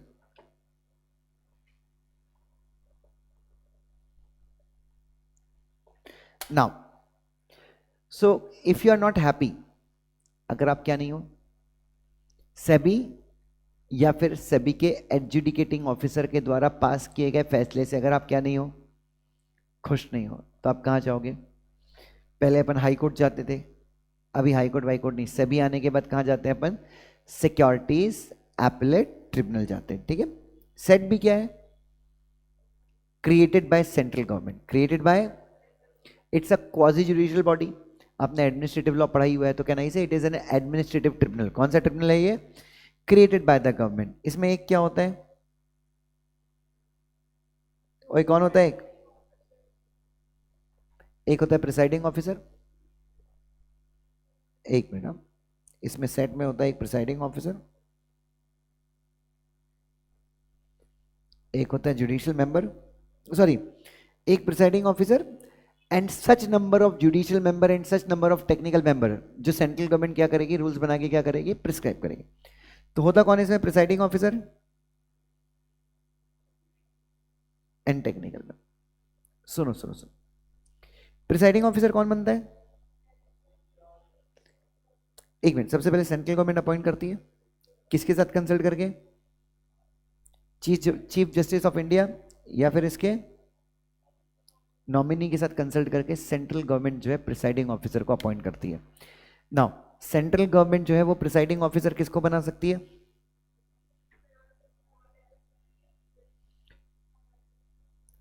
Who is और हैज बीन जज ऑफ सुप्रीम कोर्ट, या फिर chief justice of high court जो सिटिंग है या रिटायर्ड है, या फिर कोई बंदा जो अपने जीवन में कम से कम 7 साल हाई कोर्ट का क्या रहा है? जज रहा है। इनको सेंट्रल गवर्नमेंट नॉमिनेट कर सकती है एज व्हाट बेटा? Presiding officer. दूसरा, जुडिशियल मेंबर कौन बन सकता है? जो कम से कम 5 साल क्या रहा है? हाई कोर्ट का जज रहा है। इसको क्या कर सकते हैं अपन? Judicial member. अपन अपन मतलब कौन अपॉइंट करेगा? सेंट्रल गवर्नमेंट अपॉइंट करेगी। नॉट टेक्निकल मेंबर कौन बनता है? सुनिएगा ध्यान से। जो व्यक्ति इज और हैज बीन, जो अभी है या फिर अपने जीवन में कभी तो भी था, क्या? सेक्रेटरी और एडिशनल सेक्रेटरी, या फिर इसकी इक्विवेलेंट पोस्ट पे। कहां पे बच्चों? डिपार्टमेंट और मिनिस्ट्री किसकी? सेंट्रल गवर्नमेंट की या फिर स्टेट गवर्नमेंट की। अगर आप ये नहीं हो तो भी कोई प्रॉब्लम नहीं, इसमें एक और चॉइस है। आप एबिलिटी, इंटीग्रिटी, स्टैंडिंग है, प्लस आपके पास क्या है? स्पेशल नॉलेज है, प्लस एक्सपीरियंस है, प्लस आपने पास्ट में स्टॉक मार्केट से रिलेटेड प्रॉब्लम्स को सॉल्व करने में क्या दिखाया है? एक्सपर्टीज दिखाया है। अच्छा ये भी नहीं है तो कोई प्रॉब्लम नहीं है। एबिलिटी, इंटीग्रिटी, स्टैंडिंग है, प्लस आपके पास कम से कम कितने साल का? 15 इयर्स का आपके पास कम से कम क्या है? एक्सपीरियंस है। किसमें? Law, finance, accounts, economics, administration, इन सब में। तो ये वाला क्राइटेरिया या फिर ये दोनों में से कोई भी एक क्राइटेरिया आप निभाते हैं तो आपको अपॉइंट किया जा सकता है as what member? Technical member. अच्छा टेक्निकल मेंबर को ढूंढता कौन है? सेंट्रल गवर्नमेंट डायरेक्टली अपॉइंट नहीं करती, इसमें एक कमिटी बनाते हैं। Very nice. सर्च कम सिलेक्शन कमिटी हम यहां पर अपॉइंट करते हैं। ठीक है, इस कमिटी में कौन होता है? सबसे पहला प्रिसाइडिंग ऑफिसर जो होता है वो सेट का प्रिसाइडिंग ऑफिसर इस कमेटी का मेंबर रहेगा। एक बंदा कहां का रहेगा? Ministry of department of economic affairs का एक बंदा रहेगा, डिपार्टमेंट ऑफ फाइनेंशियल सर्विसेज का एक बंदा रहेगा, डिपार्टमेंट ऑफ लीगल अफेयर्स का एक बंदा रहेगा, और आरबीआई का भी था क्या? कितने ही थे? बस इतने ही थे। तो ये सारे लोग रहते हैं। और डिपार्टमेंट ऑफ इकोनॉमिक अफेयर्स का जो बंदा है इस कमिटी का क्या रहता है? कन्वीनर रहता है। क्या रहता है? और ये जो कमिटी है ये ढूंढती है किसको? टेक्निकल मेंबर को, और इसका नाम सजेस्ट करती है किसको? सेंट्रल गवर्नमेंट को। एंड देन सेंट्रल गवर्नमेंट क्या करती है? टेक्निकल मेंबर को अपॉइंट करती है। ठीक है, नाउ याद रखना इन सबकी एज कितनी है? ये सारे लोग कितने साल तक ऑफिस में रह सकते हैं? या फिर 5 years, which ever is earlier. और अगर मान लो कोई बंदा 50 की एज में क्या बन गया था? सेट का चेयरपर्सन बना था, तो उसकी एक टर्म कितने की हो गई? 5 साल की। 55 है, क्या वो रीअपॉइंट हो सकता है? यस। तो अगर इनकी एज इनको परमिट करती है तो ये मैक्सिमम 1 रीअपॉइंटमेंट ले सकते हैं। कितने साल का? तो मैक्सिमम एक बंदा अपने जीवन में कितने साल तक सेट से जुड़ा रह सकता है? 10 इयर्स। यस, 10 इयर्स और 70। लेकिन हाँ 5-5 साल के 10 इयर्स कैसे? 5-5 साल के 2 टर्म है। क्लियर है? अब ध्यान से। अब सेट जो है वो अपने फैसले कैसे सुनाती है? सेट का मेन ब्रांच कहां पे होता है? मेन बेंच होती है मुंबई में, और ये बेंचेस अलग अलग जगहों पे भी सिलेक्ट कर सकती है। अब दोनों ध्यान से। तो केस टू केस बेसिस पे सेट क्या बनाता है? सेट का जो प्रिसाइडिंग ऑफिसर रहता है वो सेंट्रल गवर्नमेंट से कंसल्ट करके क्या क्रिएट करता है? बेंचेस क्रिएट करता है। क्या करता है? तो सेट का जो डिसीजन है वो कौन देता है? सेट का जो डिसीजन है वो कौन पास करता है? सेट की बेंचेस। सेट की बेंच में कितने? एक या एक बेंच में कम से कम 2 मेंबर होने चाहिए। कम से कम कितने मेंबर? 2 से ज्यादा हो सकते, चलता है, 5 हो सकते हैं, 10 हो सकते हैं, बट 2 मेंबर होने चाहिए, जिसमें कम से कम एक जुडिशियल मेंबर और एक टेक्निकल मेंबर होना क्या है? मैंडेटरी है। 2 जुडिशियल एक टेक्निकल चलेगा, यस, बट कम से कम एक जुडिशियल और एक टेक्निकल हर बेंच में होना चाहिए। क्या सेट जो है एक बेंच से दूसरे बेंच में मेंबर्स को शफल कर सकता है, ट्रांसफर कर सकता है? There is no problem. यहां तक सब मेरे साथ है?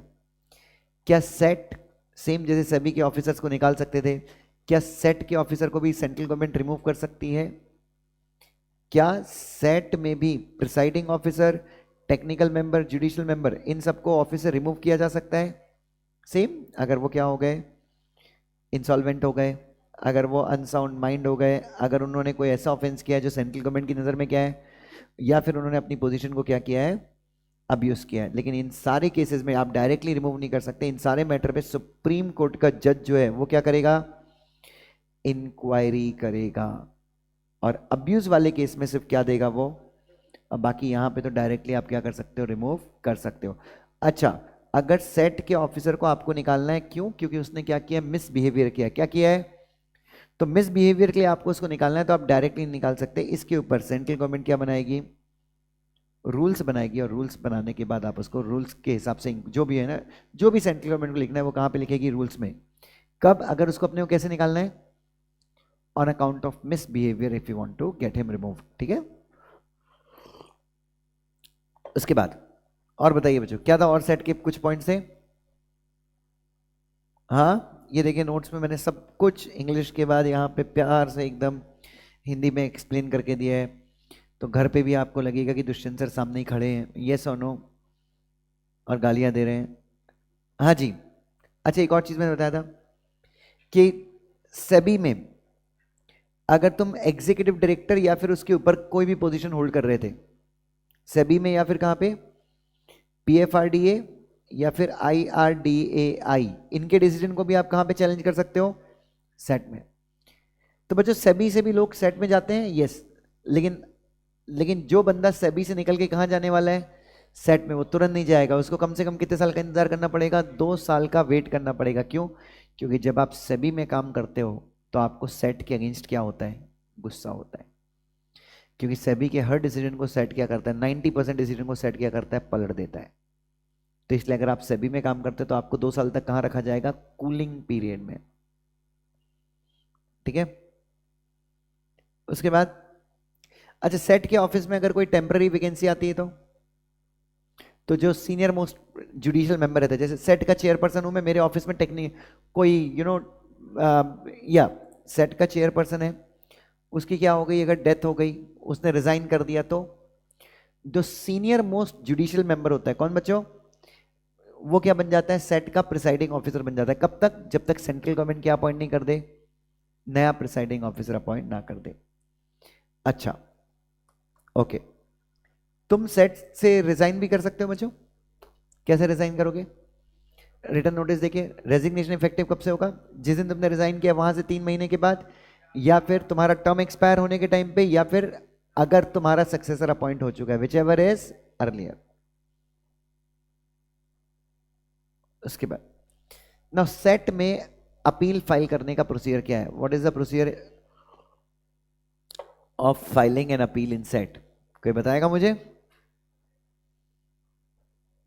हाँ जी, मैं 1 मिनट में आया।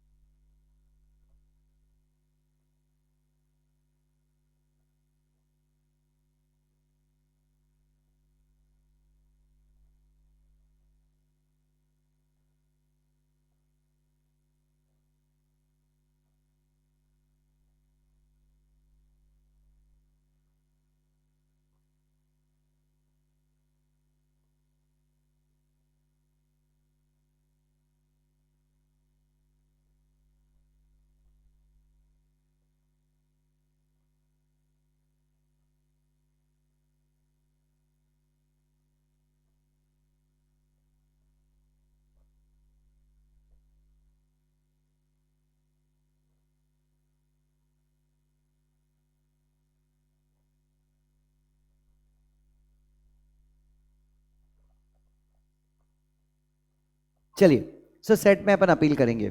जिस दिन आपके हाथ में आया क्या, सेबी या फिर उसके एडजुडिकेटिंग ऑफिसर का डिसीजन, उसके कितने के अंदर, कौन से फॉर्म में, प्रिस्क्राइब फॉर्म में, प्रिस्क्राइब फीस के साथ, आप कहां चले जाओ, सेट के पास चले जाओ।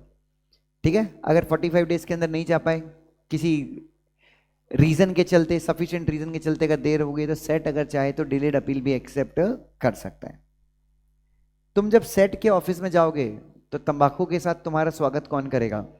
Very nice. सेट के ऑफिस में बैठता है एक रजिस्ट्रार। कौन बैठता है सेट के ऑफिस में बच्चों? और ये रजिस्ट्रार जो है ये तुम्हारा क्या करेगा? स्वागत करेगा। यस और नो बच्चों? और ये रजिस्ट्रार जो है बहुत काम की चीज है। तुम्हारी अपील एक्सेप्ट कौन करेगा? रजिस्ट्रार एक्सेप्ट करेगा। ओके, दूसरा, तुम्हारी अपील को मॉडिफाई कौन करवाएगा? अगर तुम्हारी अपील में गलतियां हैं तो उसको ठीक कौन करवाएगा? रजिस्ट्रार। तुम्हारी अपील अगर करेक्ट है, तुम्हारी अपील क्या है, अगर करेक्ट है तो अपील को एक्सेप्ट करेगा, रजिस्टर में एक एंट्री करेगा और डेट ऑफ हियरिंग, सुनवाई तुम्हारी किस डेट को होगी वो भी क्या करेगा? तुमको बताएगा। उसके बाद तुमको कोई डॉक्यूमेंट वगैरह सेट को देने होते, तुम सेट को डायरेक्टली नहीं देते, किसको देते हो? उसके रजिस्ट्रार को। डॉक्यूमेंट्स वगैरह को वेरीफाई करना, तुम्हारे अपील के फॉर्म को वेरीफाई करना, ये सारा काम कौन करता है? सेट के ऑफिस में बैठा हुआ रजिस्ट्रार। उसके बाद जब सेट का डिसीजन आता है तो तुमको कॉपी भी कौन देगा डिसीजन की? रजिस्ट्रार। ठीक है, तो रजिस्ट्रार बहुत इंपॉर्टेंट है। उसके बाद अच्छा, सेट के पास भी क्या है? SAT also has the powers of civil code. SAT के पास भी कौन सी पावर है? उल्टा सेबी से ज्यादा पावर किसके पास है? सेट। अपील्स एक्सेप्ट करना, अपील्स को रिजेक्ट करना, उसके बाद एक्स पार्टी ऑर्डर्स पास करना, समन्स इश्यू करना, तुम्हारी अटेंडेंस को कंपेल करना, विटनेसेस को और पार्टीज को क्या करना? एग्जामिन करना। उसके बाद एप्लीकेशन, तुमने कोई अपील फाइल की, सेट को सही लग रही, तुम्हारी अपील को क्या कर सकता है? सेट डिसमिस कर सकता है। उसके बाद जो तुम्हारा अपील डिसमिस करने का जो ऑर्डर था, अपने ही ऑर्डर को सेट क्या कर सकता है? कैंसिल कर सकता है कि मैंने गलत ऑर्डर दिया, मैं तुम्हारी अपील क्या कर रहा हूं। तो सेट के पास भी सिविल कोड जैसी क्या होती हैं बच्चों? पावर्स होती हैं। उसके बाद, हाँ जी क्या बोल रहा था मैं? उसके बाद कहां पहुंच गए थे अपन? सेट के पास पहुंच गए थे, रजिस्ट्रार के पास पहुंच गए थे। नाउ अब क्या होगा? हमारी अपील चली गई सेट के पास, सेट क्या करेगा? अच्छा, जब सेट के पास तुम्हारा मामला गया तो पार्टीज खुद भी सेट के सामने क्या कर सकती हैं? अपने आप को रिप्रेजेंट कर सकती हैं, या सीए, सीएस, सीएमए या फिर किसी एडवोकेट के थ्रू भी अपने आप को क्या करवा सकती हैं? रिप्रेजेंट करवा सकती हैं। आप जीन्स टी शर्ट में नहीं जा सकते, निक्कर में नहीं जा सकते, चड्डी बनियान में नहीं जा सकते। आपको सेट का जो ड्रेस कोड है वो आपको क्या करना पड़ेगा? फॉलो करना पड़ेगा। सेट दोनों पार्टीज को क्या करेगा? सुनेगा और क्या करेगा? डिसीजन देगा। सेट किस प्रकार का डिसीजन दे सकता है? सेबी के फैसले को सेट या तो कंफर्म कर देगा कि हाँ भाई सेबी ने जो डिसीजन दिया वो सही है, या फिर क्या कर सकतेगा करेगा? मॉडिफाई करेगा। मॉडिफाई करेगा मतलब कुछ चेंजेस कर दो यार, उसने 20 करोड़ की पेनल्टी लगाई है, कोई सेबी में अक्कल है क्या? 2 करोड़ कर दो। या फिर क्या कर देगा? सेट असाइड, धट धट सेबी ने गलत ऑर्डर पास किया, क्या गधी है सेबी। ठीक है, और तुम ठहरे केजरीवाल के वंशज, तुम सेट के ऑर्डर से भी क्या नहीं हो? खुश नहीं हो। तो जिस दिन सेट का ऑर्डर तुम्हारे हाथ में आता है उसके कितने दिन के अंदर? 60 डेज के अंदर आप अपील कर सकते हो। कहां पे अपील कर सकते हो? सुप्रीम कोर्ट ऑफ इंडिया में। Is that clear? अरे हाँ या ना? और हमेशा याद रखना, सेट के यहाँ पे जो भी प्रोसीडिंग होगी वो सारी प्रोसीडिंग को इंडियन पीनल कोड के हिसाब से अपन क्या मानते हैं? जुडिशियल प्रोसीडिंग मानते हैं। Is that clear? चलो, मतलब मजाक मस्ती नहीं चल रही सेट के यहाँ पे, कुल मिला के मैं ये बोलना चाहता हूं। चलो आगे बढ़े बच्चों। मजाक मजाक में बहुत ज्यादा पढ़ लिया आज। बस करें आज के लिए, लेकिन फिर अपना कल खत्म नहीं हो पाएगा, ये कल वापस से पढ़ना पड़ेगा। थोड़ा सा तो है, लेकिन फिर मेरे आगे के लेक्चर्स थोड़े से वटक जाएंगे यार। तो अभी मेरे को ना चाह के, तुम्हारा मन बहुत है पढ़ने का, बट मुझे अभी क्या करना पड़ेगा? I have to stop myself, I have to restrain myself. चलो मिलते हैं। नहीं तो रुको, 4 मिनट और पढ़ा देता हूँ। 4 मिनट हो सकता है, क्योंकि वो एक स्टेशन पे अगर देर हो गई ना तो फिर बाकी के सारे स्टेशन छूटते आते हैं। और मेरी बीवी ने चमका दिया ना मुझे कि अगर तू 5 बजे के बाद घर आया तो घर के अंदर एंट्री नहीं है। तो इसलिए मैं आज थोड़ा सा हासिल में हूँ एकदम। चलो इधर देखो, नेक्स्ट नेक्स्ट देखो। अब बच्चों, सेंट्रल गवर्नमेंट को बहुत बहुत बेकार लग रहा है इस एक्ट के अंदर बच्चों, क्योंकि सारी पावर कौन एक्सरसाइज कर रहे हैं? सेबी एक्सरसाइज कर रही है, सेट एक्सरसाइज कर रही है। सेंट्रल गवर्नमेंट का ना मुंह फूला हुआ है। फिर सेक्शन 16 हम लेके आए, जैसे शादी में जो लड़के का फूफा होता है वो हमेशा नाराज होता ही है, हमेशा नाराज होता है। उस पता नहीं वो क्या रिलेशन है, लड़के का फूफा जो है हमेशा नाराज होता है कि मेरा मान मनावल नहीं हुआ बच्चों। फिर उसको मनाने के लिए क्या करते हैं, उसको अलग से बुला के लाते हैं स्टेज पे, और अलग से दूल्हे का जो तिलक है वो फूफे से करवाते हैं, ताकि फूफा क्या हो, मान जाए। तो वही सिस्टम अपन ने कहां पे किया है, सेक्शन 16। सेक्शन 16 किसको पावर दे रहा है बच्चों, सेंट्रल गवर्नमेंट को। पहली पावर क्या है, हालांकि काम कोई नहीं है, फुप्पे के तिलक लगाने से कुछ नहीं होगा बच्चों। तो पहली पावर क्या है बच्चों, पावर टू इश्यू डायरेक्शन। किसको डायरेक्शन दे सकती है, सेबी, सॉरी सेंट्रल गवर्नमेंट किसको पावर देगी, सेबी को। स्टॉक मार्केट की इंटरमीडिएट्स को तो सेबी डायरेक्शन दे रही है, तो सेंट्रल गवर्नमेंट बोलती है मैं सेबी की बाप हूं, तो सेंट्रल गवर्नमेंट देगी सेबी को। किस चीज से रिलेटेड, सिक्योरिटी पॉलिसी से रिलेटेड। देश की सिक्योरिटी पॉलिसी से रिलेटेड डायरेक्शन सेबी को कौन दे सकता है, सेंट्रल गवर्नमेंट दे सकती है। और सेंट्रल गवर्नमेंट के द्वारा दिए गए डायरेक्शन सेबी को कंपल्सरली क्या करने हैं, फॉलो करने हैं। और सेबी सेंट्रल गवर्नमेंट के डायरेक्शन को सिर्फ एक ही शर्त पे फॉलो करने से मना कर सकती, क्या, कि तुम्हारे जो डायरेक्शन है वो सिक्योरिटी पॉलिसी से रिलेटेड नहीं है। तो सेंट्रल गवर्नमेंट को पता था ऐसा होगा, तो उन्होंने इस सेक्शन के अंदर प्रोवाइजो डाला, क्या, कि मैं बताऊंगा, मेरा जो डिसीजन है वो क्या है, फाइनल है, कि सिक्योरिटी पॉलिसी क्या है और सिक्योरिटी पॉलिसी क्या नहीं है। इस बारे में मेरा जो डिसीजन है वो क्या होगा, फाइनल होगा। यस और नो, जानती क्या जानवी इसको, इस गौर से देख लो इस इंसान को, है ना भी आ गई, ओके, मेरा लंच डिले हो जाएगा। चलो उसके बाद नेक्स्ट इज, भाई आज बहुत जल्दी आ गया सार्थक, कहां था तू, एक दिन आया फिर।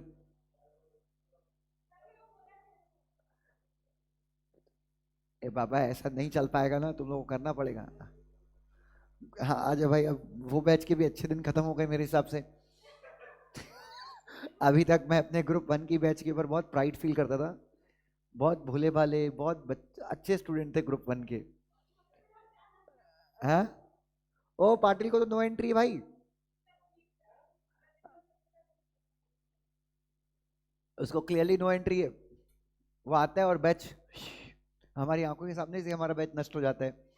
ठीक है चलो, हाँ जी। तो हमने फूफा जी को क्या किया, मनाया।